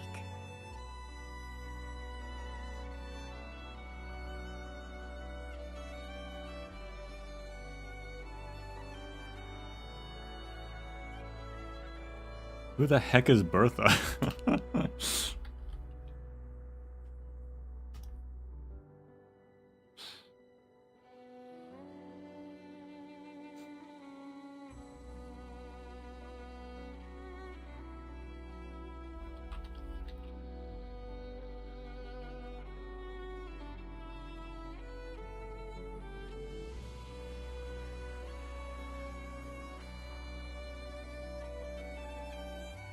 I have no idea.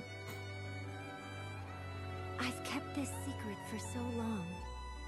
When the guards changed shifts, my mentor's cloth got caught on the horn of a caprine, causing him to trip and fall. I didn't laugh. Really? Well, until I told Amia about it. She'd find out eventually, after all.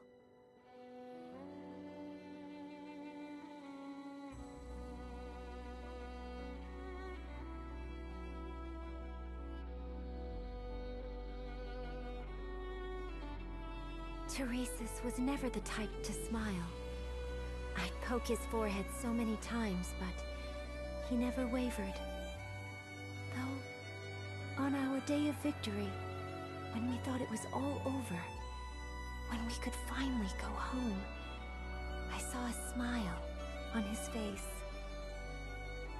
The very next moment, that tiny crown hovered between us.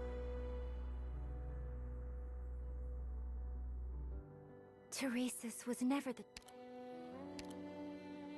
One time, I stayed awake for 60 hours straight, and Lacaramelin sang a lullaby to compel me to sleep. That was the first time I heard a banshee sing something that wasn't an elegy, even if I only got to hear a verse and a half before I drifted off. It's pronounced Lacaramelin? I refuse.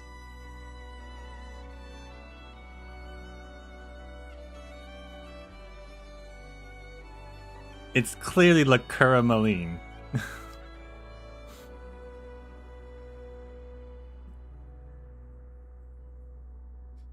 Lacaramelin sounds better than Lacaramelin too, personally.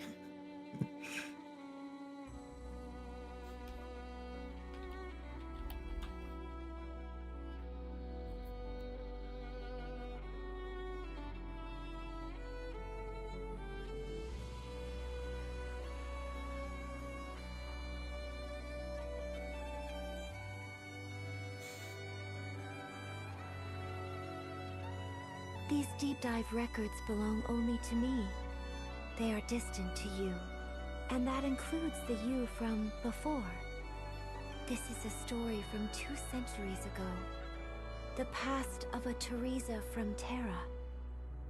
Yet, if one were to imagine a travel companion,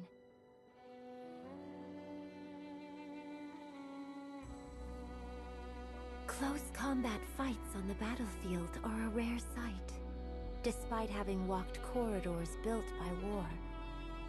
Of course, she had no desire to engrave those onto her memories.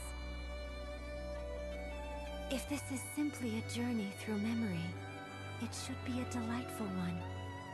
The hardest, strongest, and brightest threads are always tied to hope, trust, and love. I understand her wish. Of course I do. These precious, pleasant memories The more I see, the more I feel a sort of emotion. I think it's called grief. I'm grieving for her.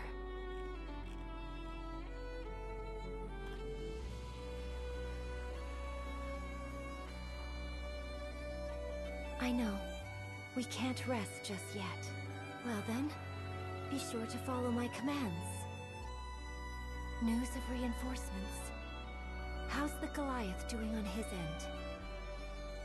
We have no other choice but to go against them. It's fine. We'll find our chance. Is this the Patriarch's transfer order? Understood. A patriarch?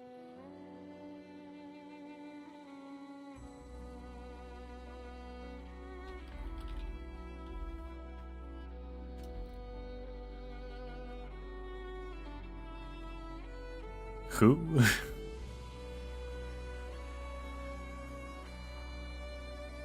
No more retreating. I'll stay here. While you contact Bertha. Okay, Bertha again. I don't. Bertha was someone important in her past.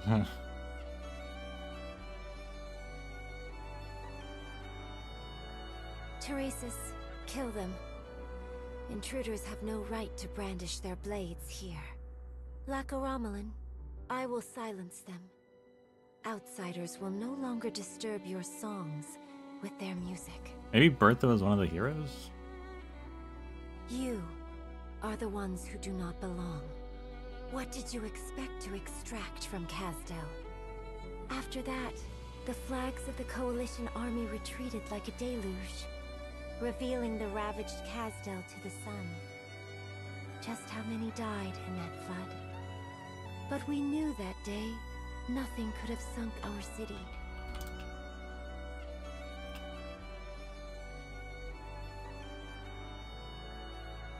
Someone must have considered what comes after victory. But, as Teresa set down her scissors, she did not yet realize who would take the crown. Total victory does not exist. Trading space for time, retreating to drag on the assault, bleeding dry the western front to gain an inch in the east. Even Teresa began to calculate everything before her as battlefield resources. Until... No. Total victory does not exist. For every life has worth. As long as we still live, there's a chance. If I stray too far, I won't. I already know this whole place, after all. I'm not sleeping, so you won't be able to wake me up. Actually, I remember the touch of your hands. But you've forgotten mine, haven't you? Yeah, I wonder whose fault that is. Arknights, done with your break and ready to press on. Doctor, if you were here, that's what I'd say to you. If you were still here. Nothing about a cloud beast, huh? I don't know.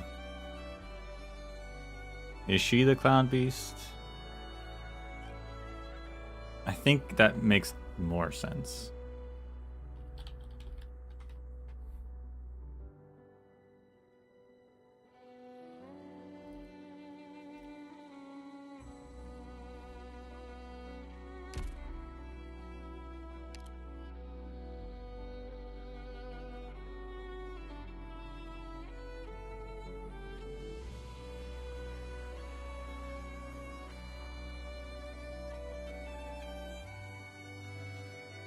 Alright.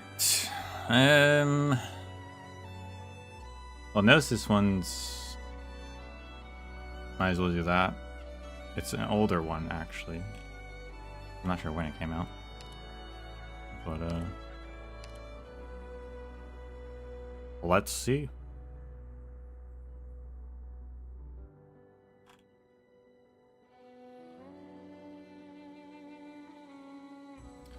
Was it Lake Zilbina Herza, maybe?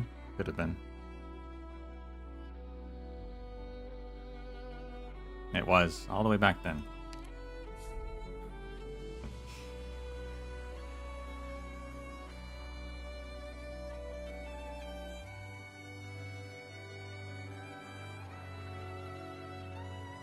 Almost 2 years ago. Whoops.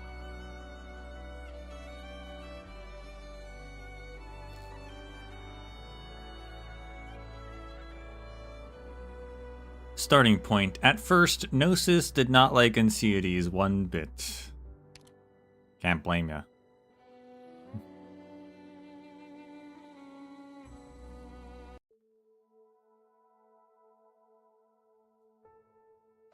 Three times the foul beast has flown past the window. Perhaps it has already flown past many times before Gnosis noticed it. The foul beasts of Yerrig had built their nests in the mountains. The adults leave their nests before the sun rises, foraging in human lands. The cold climate has made them strong and sturdy. Track the flight of a foul beast, and one will find that they traverse half of Yerrig in the span of a single day. At least that is what the books at home say.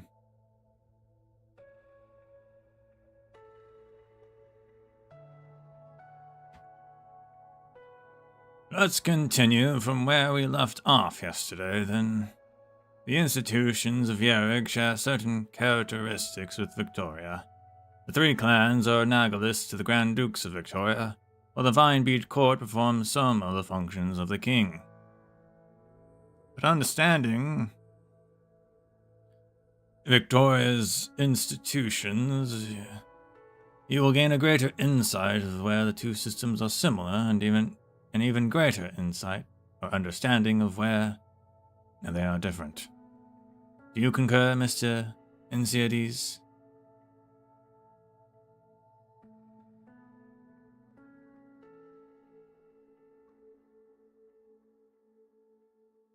I think I know what you mean.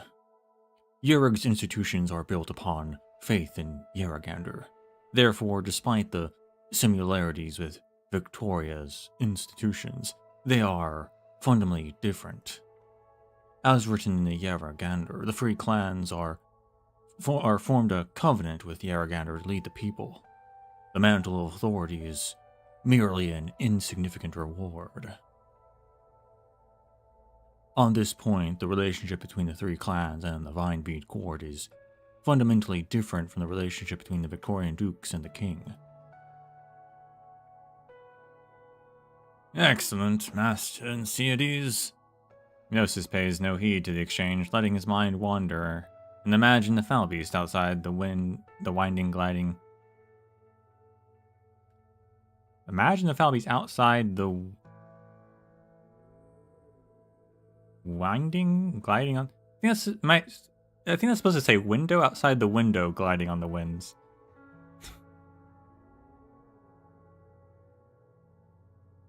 Is it too late to report that typo?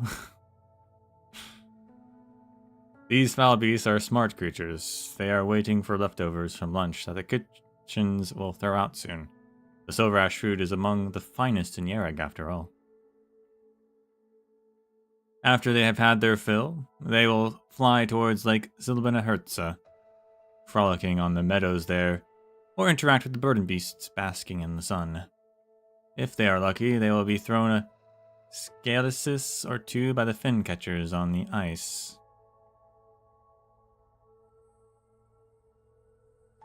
I think we actually encountered that word recently, and I was also like, that's a really weird word, but is like one of their words for fish, I guess.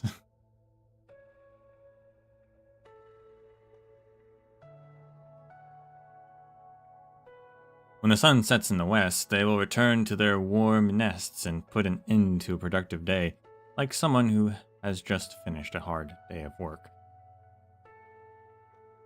This concludes today's lesson. We will have our regular short quiz now. Gnosis stares at the quiz paper. He finds the questions even easier than a foul beast finds looking for food. His mind wanders to how foul beasts live in their entire lives between looking for food and sleeping, interposed by the occasional territorial conflict day after day, year after year until they die. It seemed almost like there is some kind of law governing it, because the foul beasts of Yerrick do not appear to ever think about flying beyond the mountains.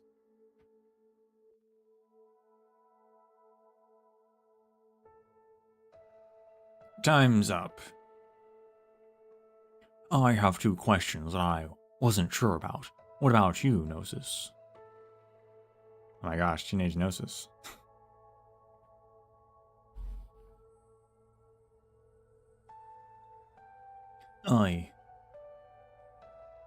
Let me guess, you finished ages ago. Some of your answers are different than mine. He looks less like a sad boy.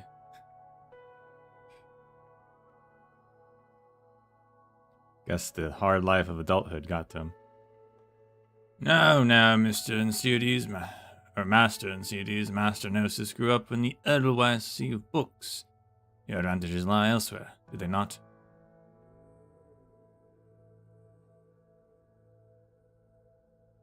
Is that supposed to console me? Put it another way, the higher Master Gnosis academic achievements, the more help you will receive as the future head of Clan Silverash. Very well. Shoot, I need to meet Matterhorn. I'll be going. Of course. He's known Matterhorn since he was a kid. That's interesting. I did not think about that ever. Say, Gnosis. One moment, please, Gnosis. Did you need something, Enceodes? Oh, it's nothing important.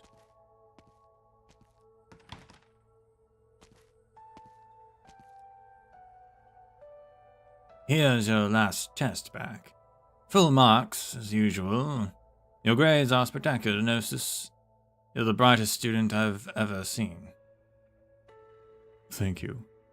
I can already picture you on a bigger stage and you study abroad in Victoria. Patriarch Ullifer's study abroad policy is practically tailored to you. But this supposed signature of your father's is forged, isn't it?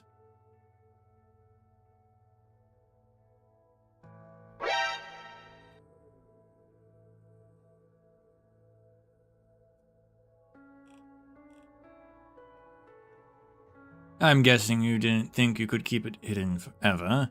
Your family will eventually find out, after all. But the longer it takes for them to find out, the better your chance of making this a done deal.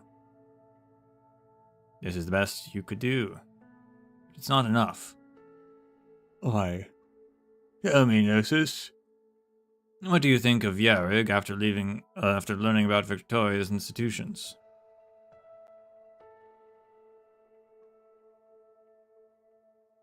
Don't worry, this is a private conversation.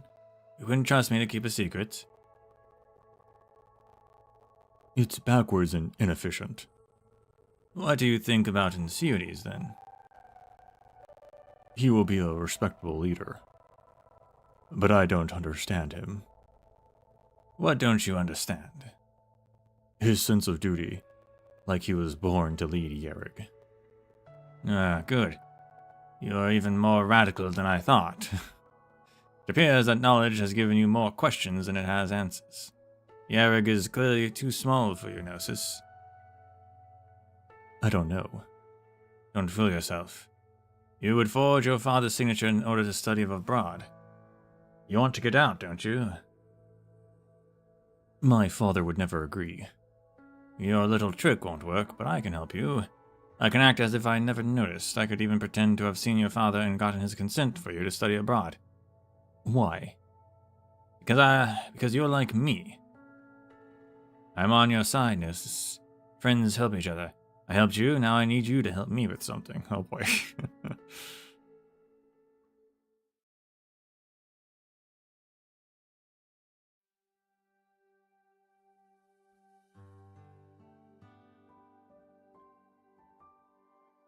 Nothing like getting a little blackmailed by your teacher. Hey. Gnosis. Enceodes, you're back? I was going to ask you to come along, but then you had to stay late. Galung where? The first train that Father purchased from Victoria is making a test run today. Do you want to go watch?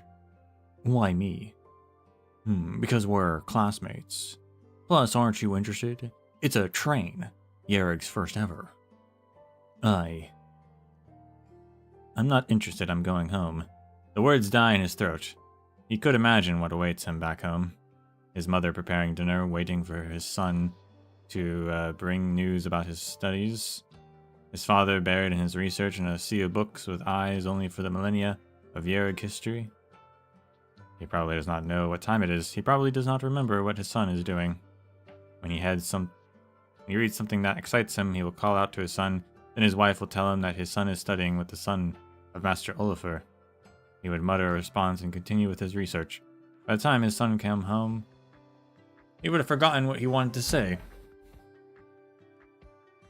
He would talk nonsense at the dinner table about what he had discovered that day and what he would discover the next. To Gnosis, his father is like a drowning man stretching out his hand to tell his son about all the mysteries hidden in the lake. If that is the case, well, what's the answer? Are you coming or not? I'm going. That's more like it.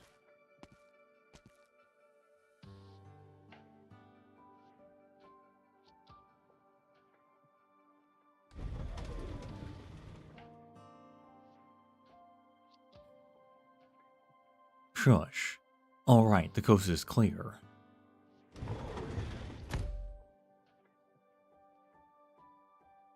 Why is the scion of Silver Ash acting like a thief? Because father won't actually let me watch. Why? He says that the train is still being tested and it might be dangerous.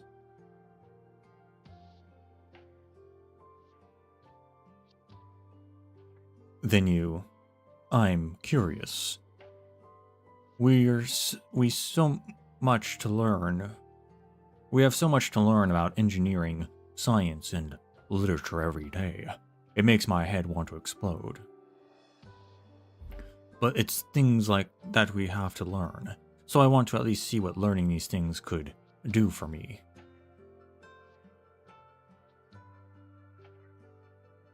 You don't like them either? Well, I didn't at first.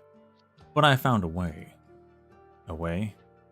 I began thinking about what knowledge can become. For example, all the knowledge about engineering that will eventually become a train. I have found that it motivates me to study when I actually get to see the things I read about. You're so strange. Am I? I just imagine. This train will let us traverse all of Yerrig in a single day once it enters service. And we built it with our own hands. It's exciting, isn't it? You. What is it? You're even more childish than I thought. I don't want to be like my father, always engaged in a battle of wit and will against nobles and merchants from abroad. Well.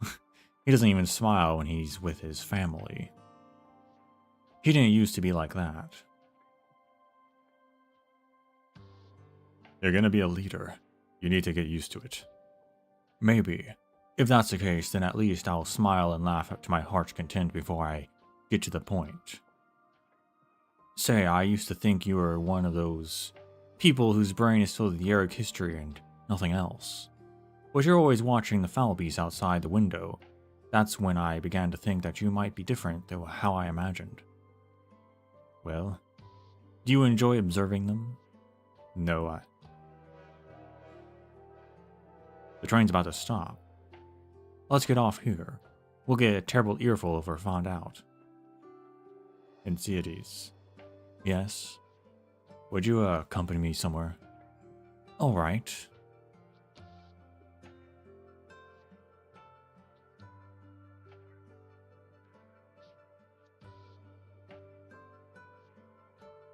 Why did you bring me here?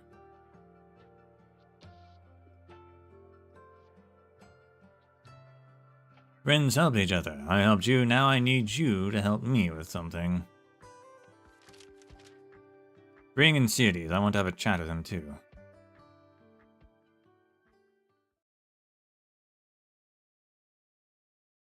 I'm not sure, but the teacher said he wanted to see you here. He did. Who's there? No need to get excited, just letting Master and Cedes take a little nap. Sir? Take him. Righto. Now, be gentle with the young master. Don't worry, I'll be careful. He's our money after all. Who are you? Just a tutor who is hired to instruct the scions of Clan Silver Ash and Edelweiss. Being a tutor doesn't pay that well, though, so I started a little side business. What do you want? Don't look at me like that. You brought him here, didn't you? Why, you... My dear Master Gnosis, did you really think I didn't talk to your parents? Because as you suspected, your father refused to consent to you studying abroad, and your mother is against it too. You believe you could make this done a deal. My feeling is that they will come after you no matter how far you run. I'm helping you, Master Gnosis. If you want to leave Yara, get away from this boring, dead-end life, tell your parents and Master Oliver.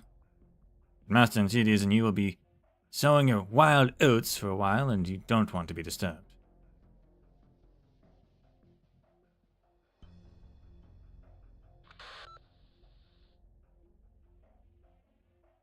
Master Oliver, it's me, Gnosis. Yes, Master Cedes is with me. I'm sorry we sneaked onto the train. I just wanted to let you know, so you won't worry too much about us. No, he hasn't caused me any trouble. It was I. When will we be back? Gnosis looks up to see a flock of falbees streak across the sky. A young falbee separates from the flock, flying off in a direction beyond the snow-capped mountains. The northern wind often gives fledglings reckless courage, the belief that they can break the ironclad rules, but it is often cruel reality that awaits. He's known this. He's known he is not ready. Perhaps he would still try to fly beyond the mountains, but not in this way. Don't worry, we'll be back soon.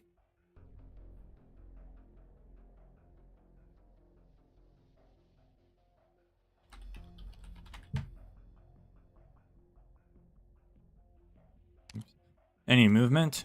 No. Alright. I hope you brought good news. I talked to them. They won't suspect anything for a while. Looks like you kept your deal. How did these people... Well, if you really want to know, they just marched in like they owned the place. Yarg is too primitive. This might be the easiest job we've ever done. What are you going to do to Cedes? Easy, make Master Oliver pay a little price for his carelessness. Then we head for Victoria. We? Yes, we. Did you think I was going to fail to uphold my end of the deal? Isn't that what crooks do best? Now, don't be sarcastic, boy. You can hate me now. I'll send you to school, help you learn whatever you want. All I ask is a little favor every now and then. It's a good deal, isn't it? And Cedes must be hungry. I'll bring him his food. Sure, you can say goodbye.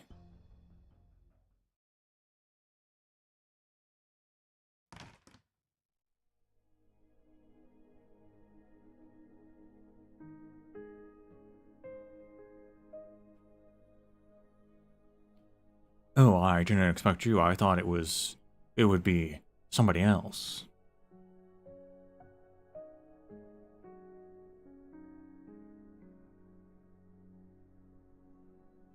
Are you sure about revealing your involvement?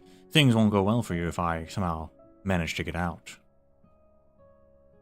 You sure are confident.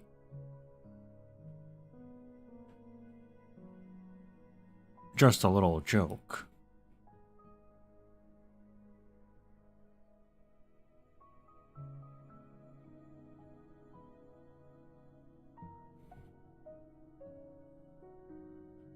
My family.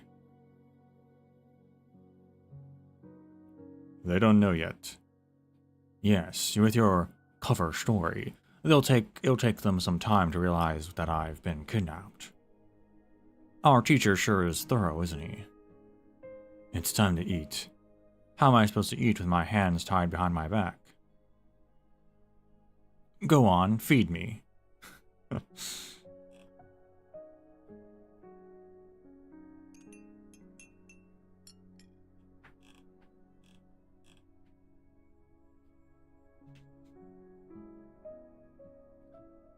Thanks, the taste's not so bad.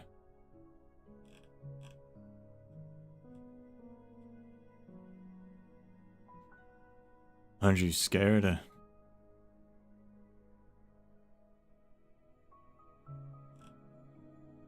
Sure, I'm scared, but that won't help. I was thinking maybe I should get used to this. Are you out of your mind?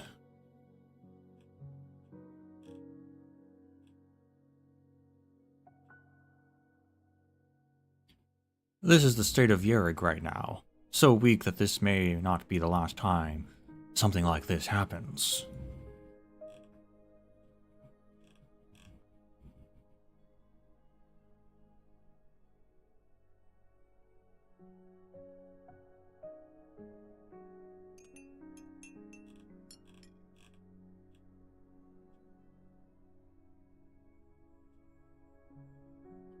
Are you going to leave Yerrig with that man?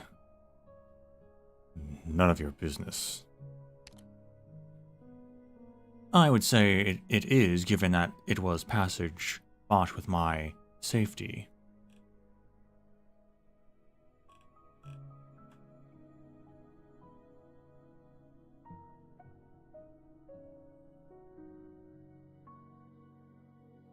I suppose you're right. Why? Did you dislike Yerrig?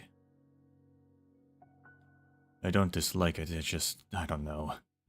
I don't understand why people like my father would bury their heads in history, obsessing over the events of the past. I can't help but feel the urge to run away when I think about how I'm supposed to become a scholar like him. Ah, your father. We've met a few times. Not the easiest man to get along with.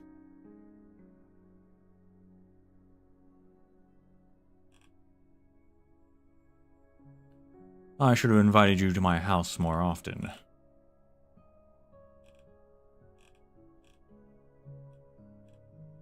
Maybe I wouldn't have had to deal with my two sisters so much if I introduced you.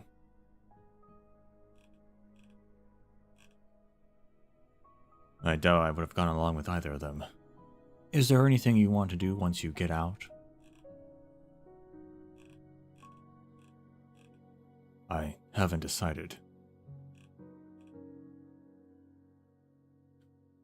Well, that's not good. But then my father says that he began his studies with no particular goal in mind, then began to find one along the way.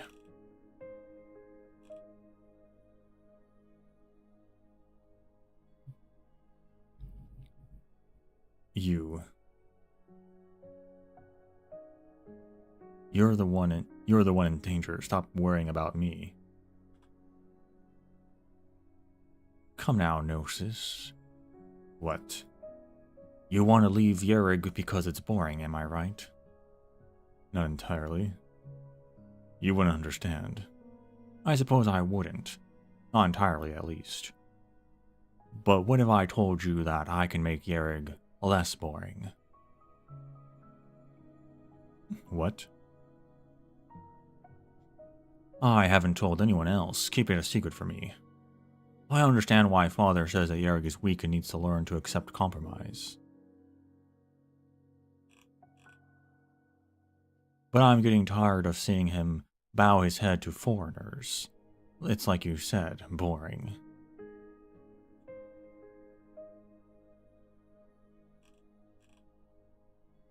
We need to be stronger, tougher, fiercer. Let the foreigners know that they can't walk over the people of Yerrig so easily.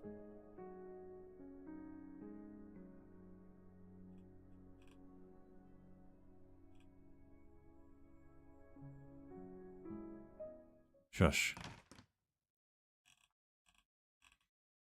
Alright, visiting hours are over.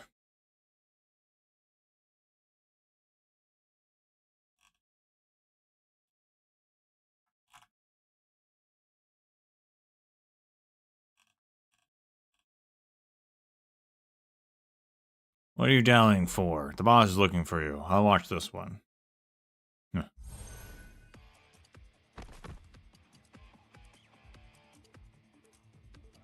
Do you always carry an arts unit with you, Gnosis? I took the scenic route. Don't move, I'll untie you. Dang, okay. I felt safer when I was tied up. They don't see Yerrig as an equal partner. Give them an inch and they'll take a mile. Makes sense.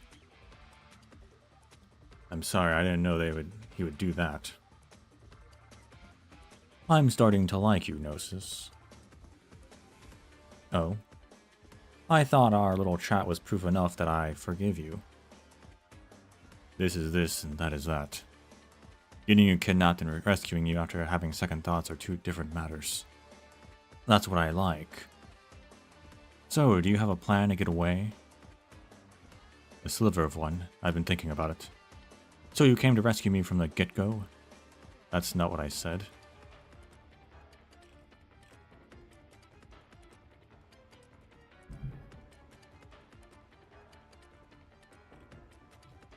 Gotcha.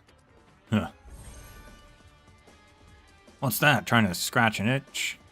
Surrender and maybe the boss will let you off easy. In your dreams. Yeah. You won't get away.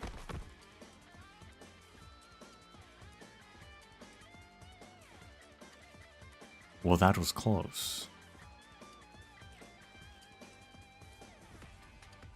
Can I ask a question? What? You intentionally make noise along the way, right? Like how you used arts in that fight just now. Yes, because here they come.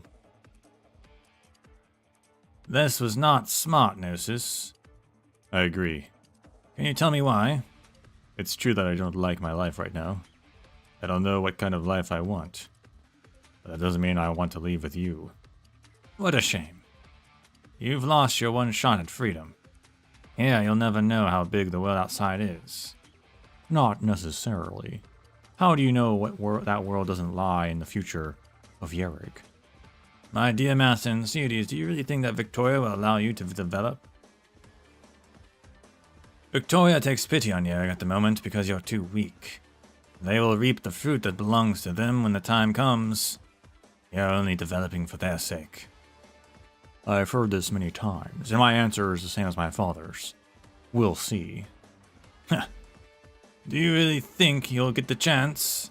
You're a long way from town, even if your father realizes you've disappeared. It'll take him too long to find you.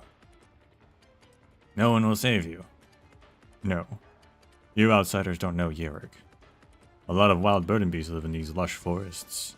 Before the people of Yerrig learned to domesticate them, this was where they caught their wild bird and beasts and tamed them. You're hiding in one of the old ruins they left behind. Bird and beasts? What are those docile animals going to do? A common misunderstanding. Bird and beasts are not naturally docile. The tame ones that you see are the result of centuries of domestication. In the wild, bird and beasts are... What's going on? Over there, bird and bees, a whole stampede of them. Wild bird and bees don't like to be disturbed while they're resting. Get them! You better know how to ride a bird and bee, Sincerities. Who do you think you're talking to?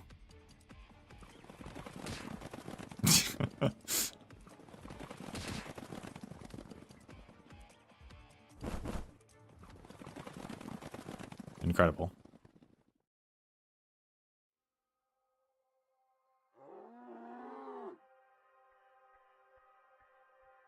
Excited cry. Good boy, good boy. Placid cry. Sorry to interrupt your rest. You can go now. Low cry.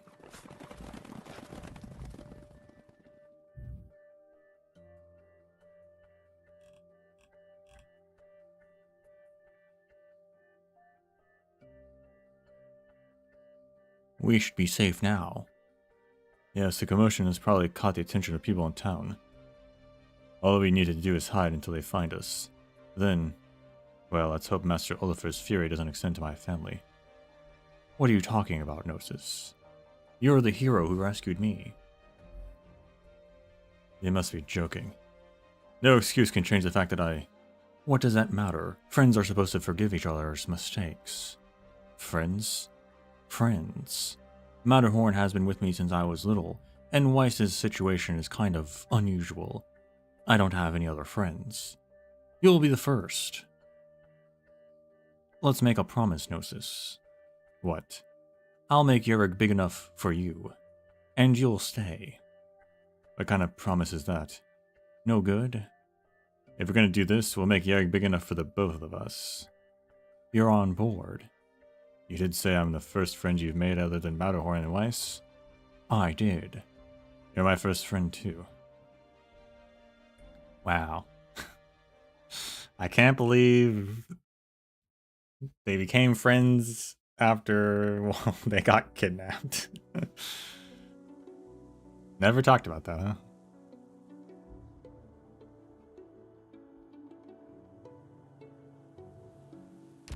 But then they do get off to Victoria to study. So his family must let him go, I guess. Or maybe he runs away. I don't remember if they've said specifically.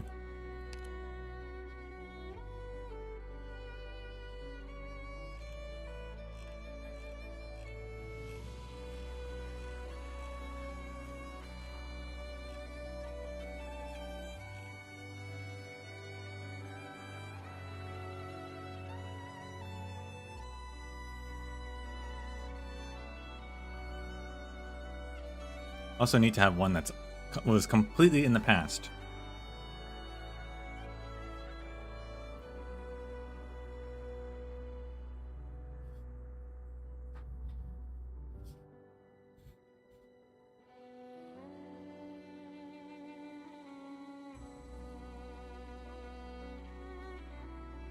Let's go with, for the next one...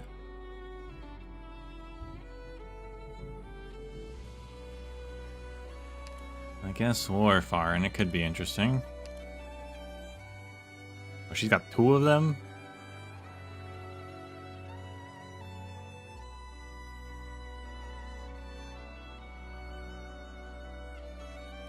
Maybe I should save the other one. She's actually 10 levels away, actually.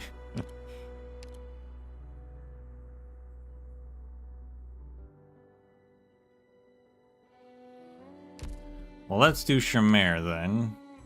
Shamare should only have one, right? Yeah, we'll do Shamare and then we'll see what's up with the other time-wise.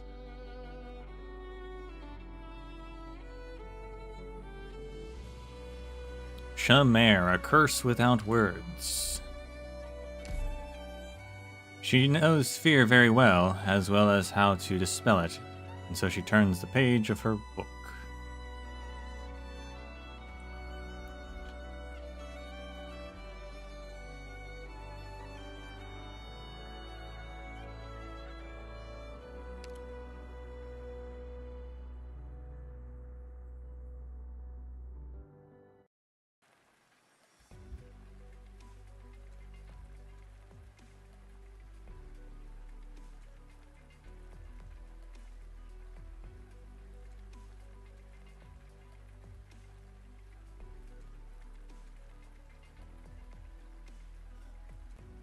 Shamare, the others are going to diagnose and treat the infected patients in the ward. Will you be okay here by yourself?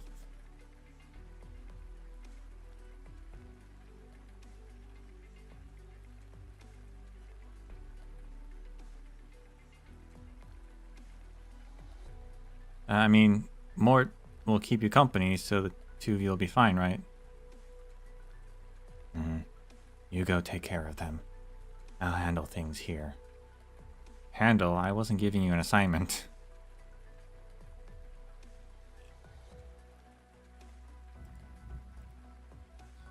Well, whatever. Shamare's pretty mature compared to the other children at Rhodes Island, so I'll just trust her. Alright, I'll get started with the work then. March, you had heard that sound too, didn't you? I know. You recognize the sound of crying anywhere. Let's go.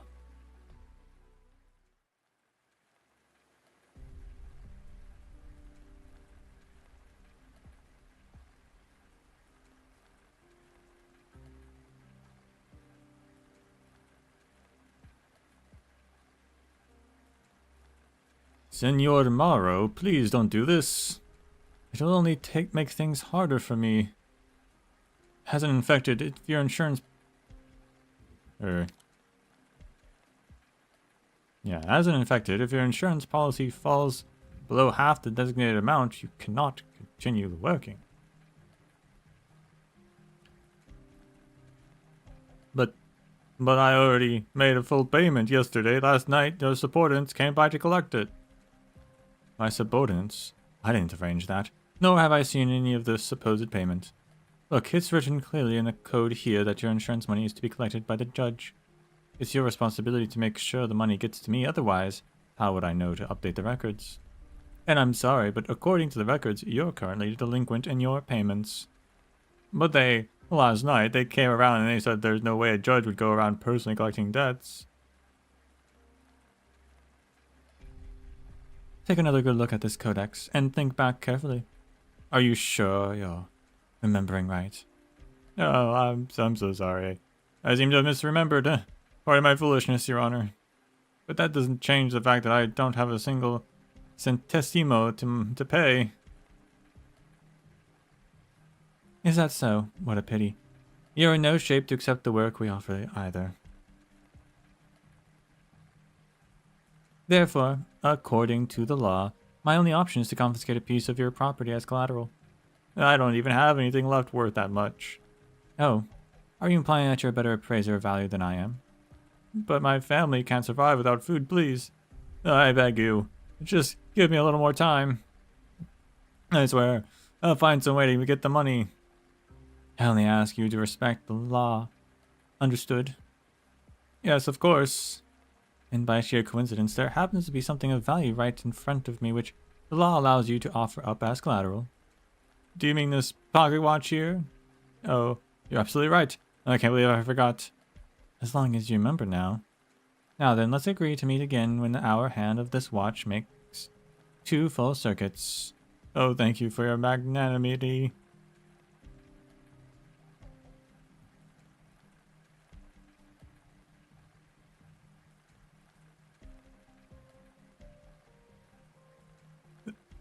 Then, according to the law, can I get it back after I pay? That was a keepsake from my great-grandfather's time in the Familia Civil War.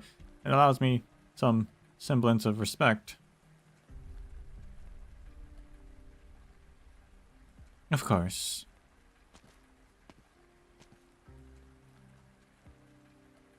March, should we go after that, talk to that lady? It's better if we stay quiet. There are already a bunch of curses following her. Something bad's gonna happen unless we do something. What an unkept child running around by herself. Are you looking for your family? Perhaps you should search a trash can in the back alley, the bottom of the river, the cemetery, or the garden. I'm sure they'd be somewhere like that. Damn, okay. Uncalled for. Does it hurt, Mort? It's raining, but it's not hurting from the rain. She'll also be in unbearable pain. What the hell did that girl just say? Damn it, this rain's giving me a headache. Let's not worry about it.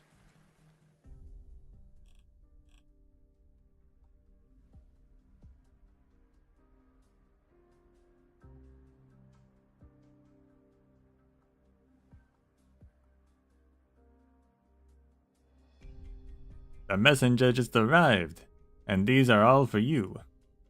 Did a postcard from Bluesky come in?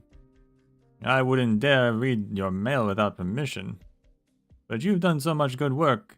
I'm sure you'll receive the praise of the head. Dare I say, the postcard should already be on its way. Let's look through the other ones first. A gift from the boss of the paper mill, and compensation from 20 households on East Street, not bad. An invitation from the town council. Why would I need this? and a plea from their son in prison. Rubbish. Wait, hold on. There's something written on the back. Come here, I have a job for you. Got it. You're letting that criminal out, but his familia haven't carved up the dough yet. Take a look at the backside. It's just a blank piece of paper. No, of course. It's gotta mean the sender is gonna be disposed of cleanly without leaving any traces. Well, the very idea of using curses to vent your grievances is laughable. I don't want to see anyone trampling over my code of law. Curses, what? Alright, on to the next letter.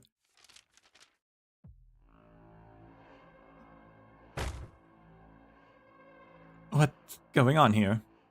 You come back, hand me that letter. If you say so. The exact same contents and handwriting.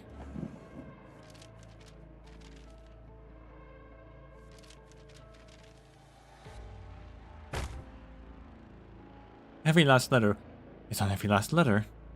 Your malice has brought you about the curse, and calamity shall follow you in your wake.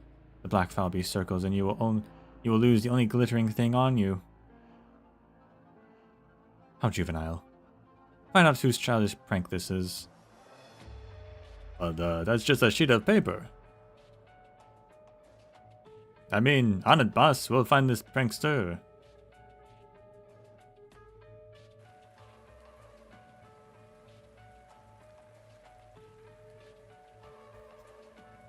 Still no leads on these cursed letters from yesterday. How many people could there possibly be in this tiny little town?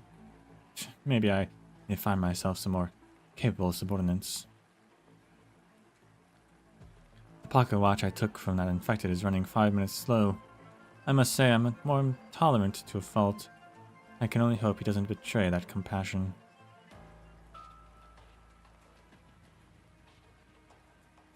Sir, do you remember when you first developed symptoms of auropathy?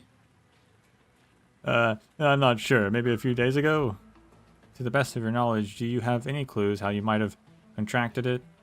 To be frank, based on your preliminary screening, you, like many others here, recently came down with an acute infection. We need to locate the source of the epidemic to try and contain the spread of auropathy in town. I'm not quite following. I used to work in the back kitchen of that restaurant over there. That's all I know. Seriously, I don't know a thing. Alright, sorry for bothering you then. Shamare, did you notice anything unusual over there? Like, have you felt the effects of active oranginium or lost control of your arts like before? Shamare? What are you looking at? Black foul beast.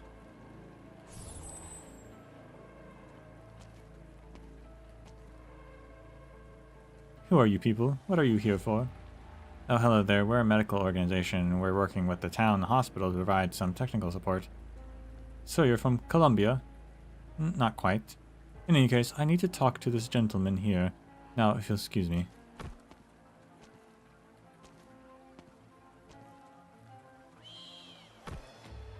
Gah! A foul beast!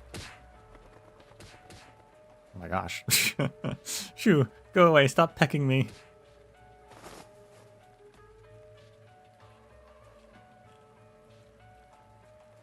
Oh, she dropped her pocket watch. What are you tugging on my sleeve for? Wait, here, don't move. That damn thing finally flew off. What a black foul beast.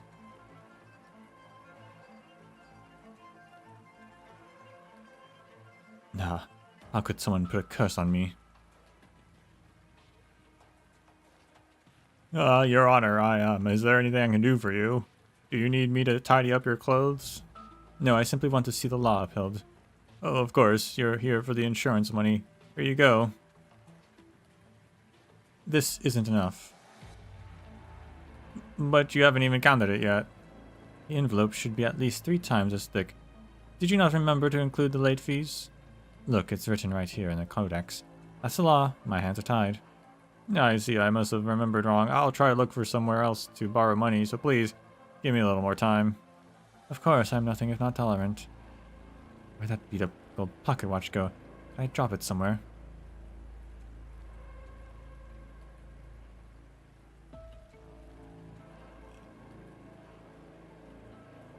A curse. No, this is just a coincidence. How could anyone believe in curses?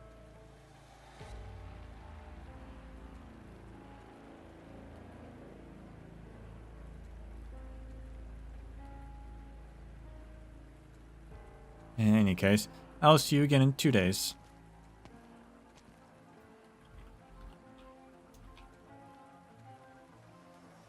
Damn my luck. Fine, if that's what it takes, then so be it. You accursed, eyeless foul beast. It's all your fault. If she weren't in such a bad mood just now, this whole thing would have already be settled.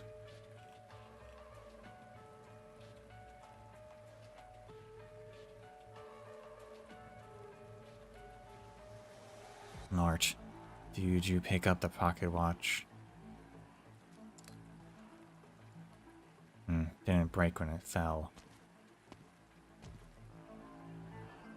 Here, this is yours.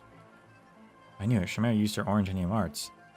We could all see it fall to the ground, but somehow the judge didn't notice. Has she already matured to the point where she's this considerate of others? Good for her. Does she even realize how incredibly brave that was just now? But even with all the arts training she's had at Rhodes Island, casting something like that must be stressful on her body. Anyway, she might be doing the right thing, but I'll need to keep a closer eye on her condition and help her out if necessary. Yeah. It represents familia to you, a very big family. It's important, right? Do you want it? Do you not want it back? What are you talking about? That isn't mine. I never seen it in my life. Do whatever you want with it. Since I certainly have never seen it before and definitely didn't see it today.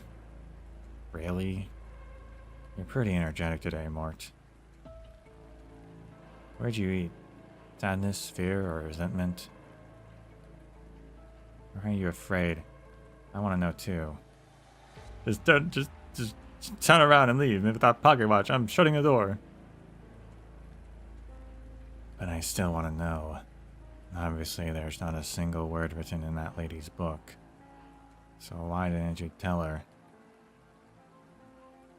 Anyone can see his illegal codex. How could there be no words written in it? I bet you don't even know how to read it anyway. Hey, you the doctor over there, aren't you an adult? Take this crazy kid away from me. Get away from me in my house. Yeah. Let's go, Shamare.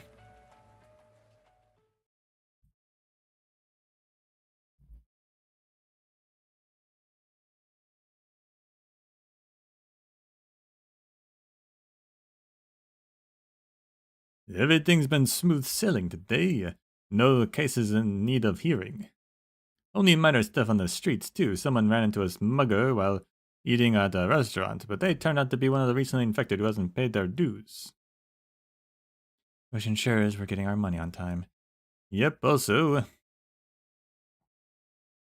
Seems a lot of folk have been talking about you behind your back. Talking about what? Some crazy prophecies scribbled on posters in the alleys. I sent some people to find out who did it, but no luck. All the posters should be taken down by now, though.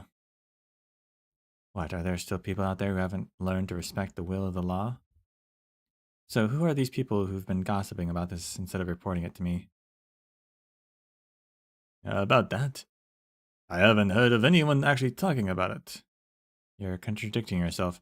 If nobody's talking about it, then how are they talking about it?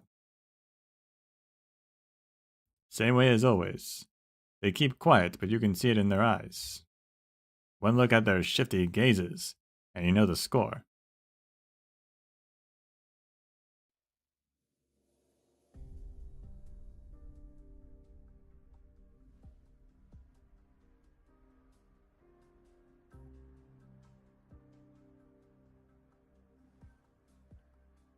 Ugh. What are you thinking? Shamare and I were just enjoying a meal when you walked over. You were patting your 2 children on the head just now. Frankly, I thought you were coming in to order 2 kids' meals for them. Turns out you're trying to rob us? Oh. This is just how we do things, outsider. Stop struggling. Shamare and I won't let you cause any trouble. This is how we do things. Yeah, you weren't you guys there yesterday? Didn't you see how much insurance money I owed? If you actually care whether we're infected, live, or die, then put your money where your mouth is and then don't stop me.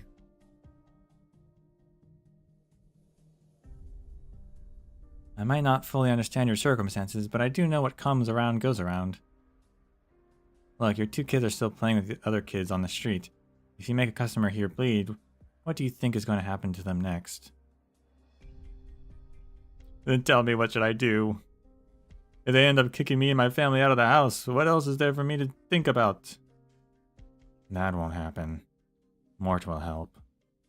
Mort will help me find more. The soil here is already full of resentment and fear. I just need a few other things. What? Don't worry about it. I'll help her help you. Help me? What can you possibly do? Sometimes when a person isn't tormented by malice so thick that it completely engulfs them, their mind can jump to the craziest things, even hallucinations. Isn't that right? Yeah. Just don't cause any trouble for me, like last time. Alright, Senor Morrow. We'd like to schedule an appointment with you. If that woman claiming to be a judge doesn't come by tomorrow to collect your debt, we'd like to ask you a bit more about the large number of infected here. Can you do that?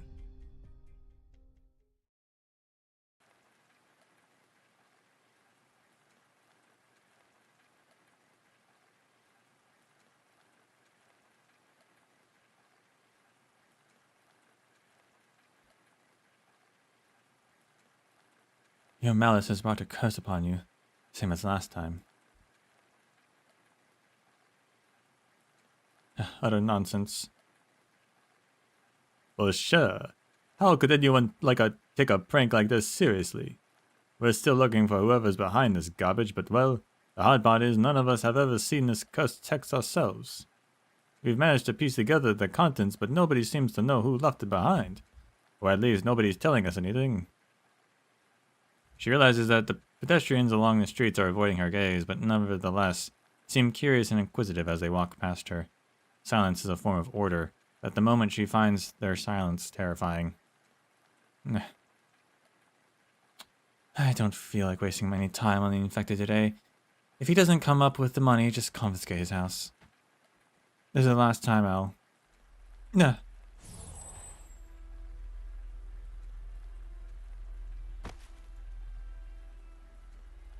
Your malice has brought a curse upon you. The soil here is unwilling to bear your weight any longer, and the evil spirits that linger shall make you fall so hard that you will be unable to walk again. The moment she falls to the ground, the curse that she'd heard echoes through the judge's mind. A sharp pain shoots through her calf, and she hears whispers from the side of the road. It's just as the prophecy said.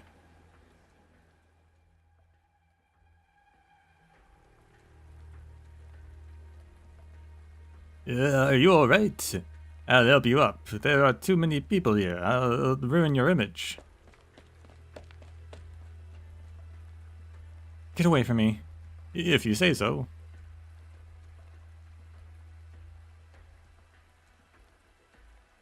Damn it all. Are you blind? I'm hurt. Take me to the hospital.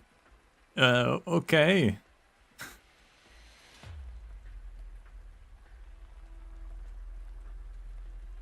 Want me to have someone else deal with the Want me to have someone else deal with that infected? It's not exactly a big deal. If this keeps up, will this curse never leave me? Since when our curse is real? Do you not see it? It's as real as anything. It's chasing after me. The evil spirits are after me. Just calm down, ma'am. Everyone's looking at us. Anyway, don't worry about that infected for now. I need to calm myself first.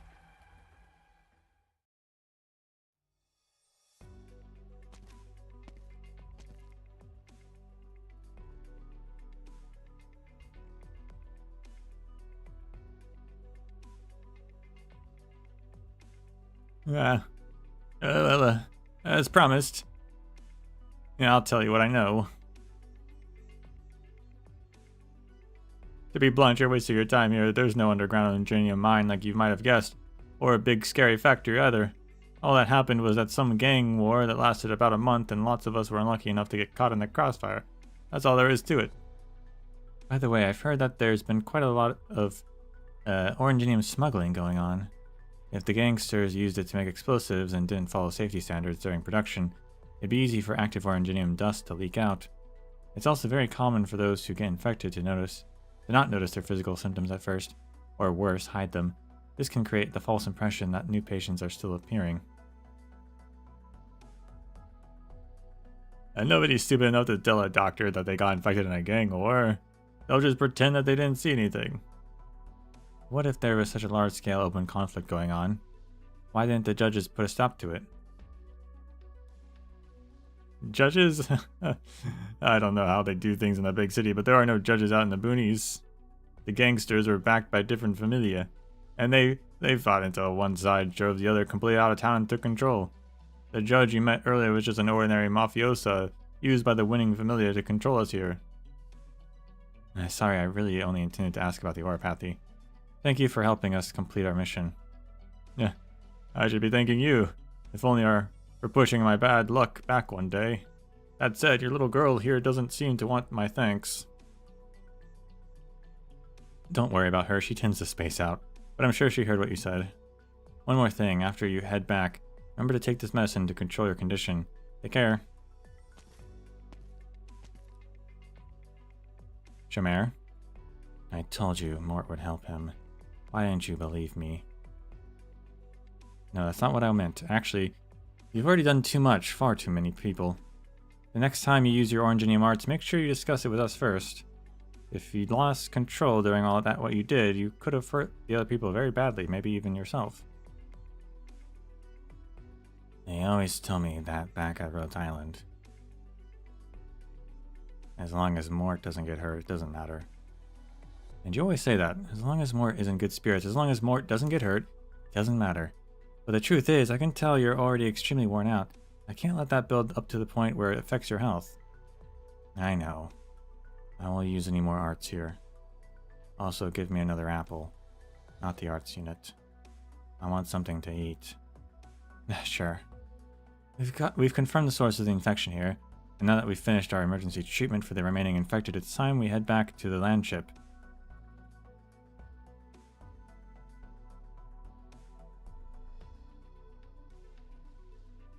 Packed up all your tools. If there's nothing else, be ready to pull out. Oh. My apologies. Everyone, pull your carts over and let the disabled woman through. Is your investigation over? I heard that your company was looking for the cause of all these infections. Did you get your results? About that. The time we have on the business trip is extremely limited, and unfortunately we're unable to determine a single cause of the outbreak. Our sincerest apologies. Mort, get her book for me.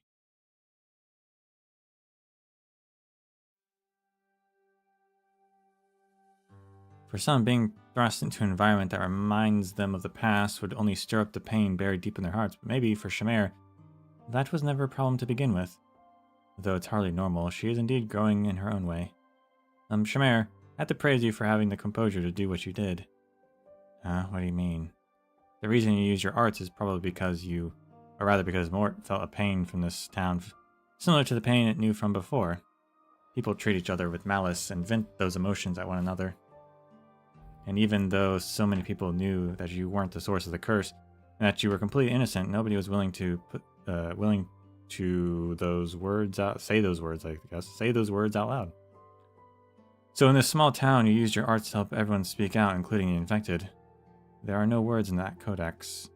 You've grown so much, I'm almost astounded. You're weird. Mort doesn't need to think about complicated stuff like that, so I don't either.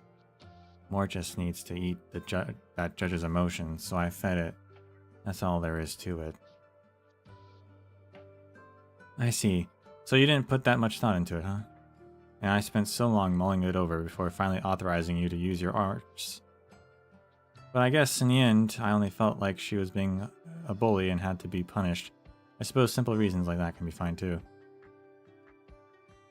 Hey, hold on. The thought that maybe I don't need to lecture you for that has just suddenly popped into my head. Don't tell me this was another one of your spiritual suggestions. And why are you smiling?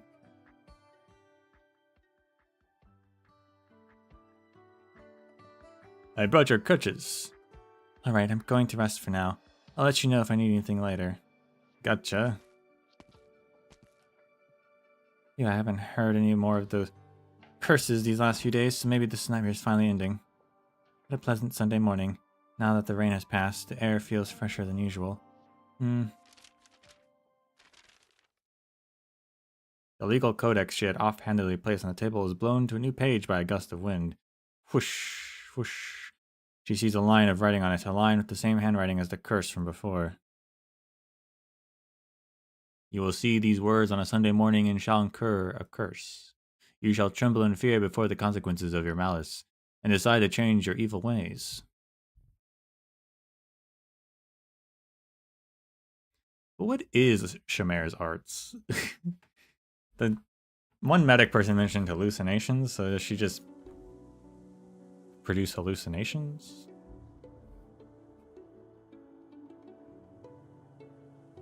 Maybe the bird was a hallucination?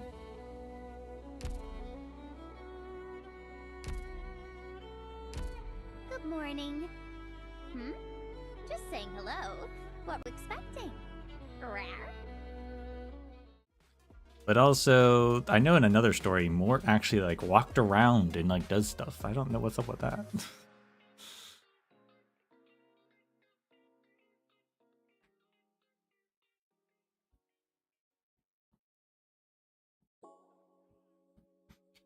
Don't know. She's a strange one.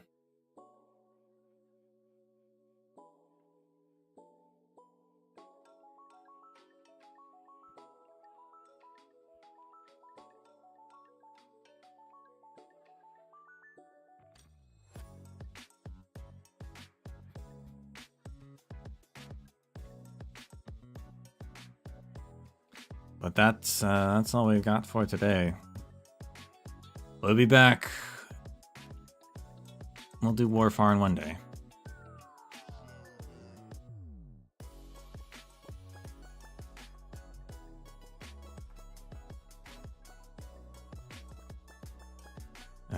Tomorrow, I still don't know if tomorrow will actually be infield lore or, again, depends. So we'll see. But that's all for now. Thank you all for watching. And until we meet again, may the sands of time treat you well.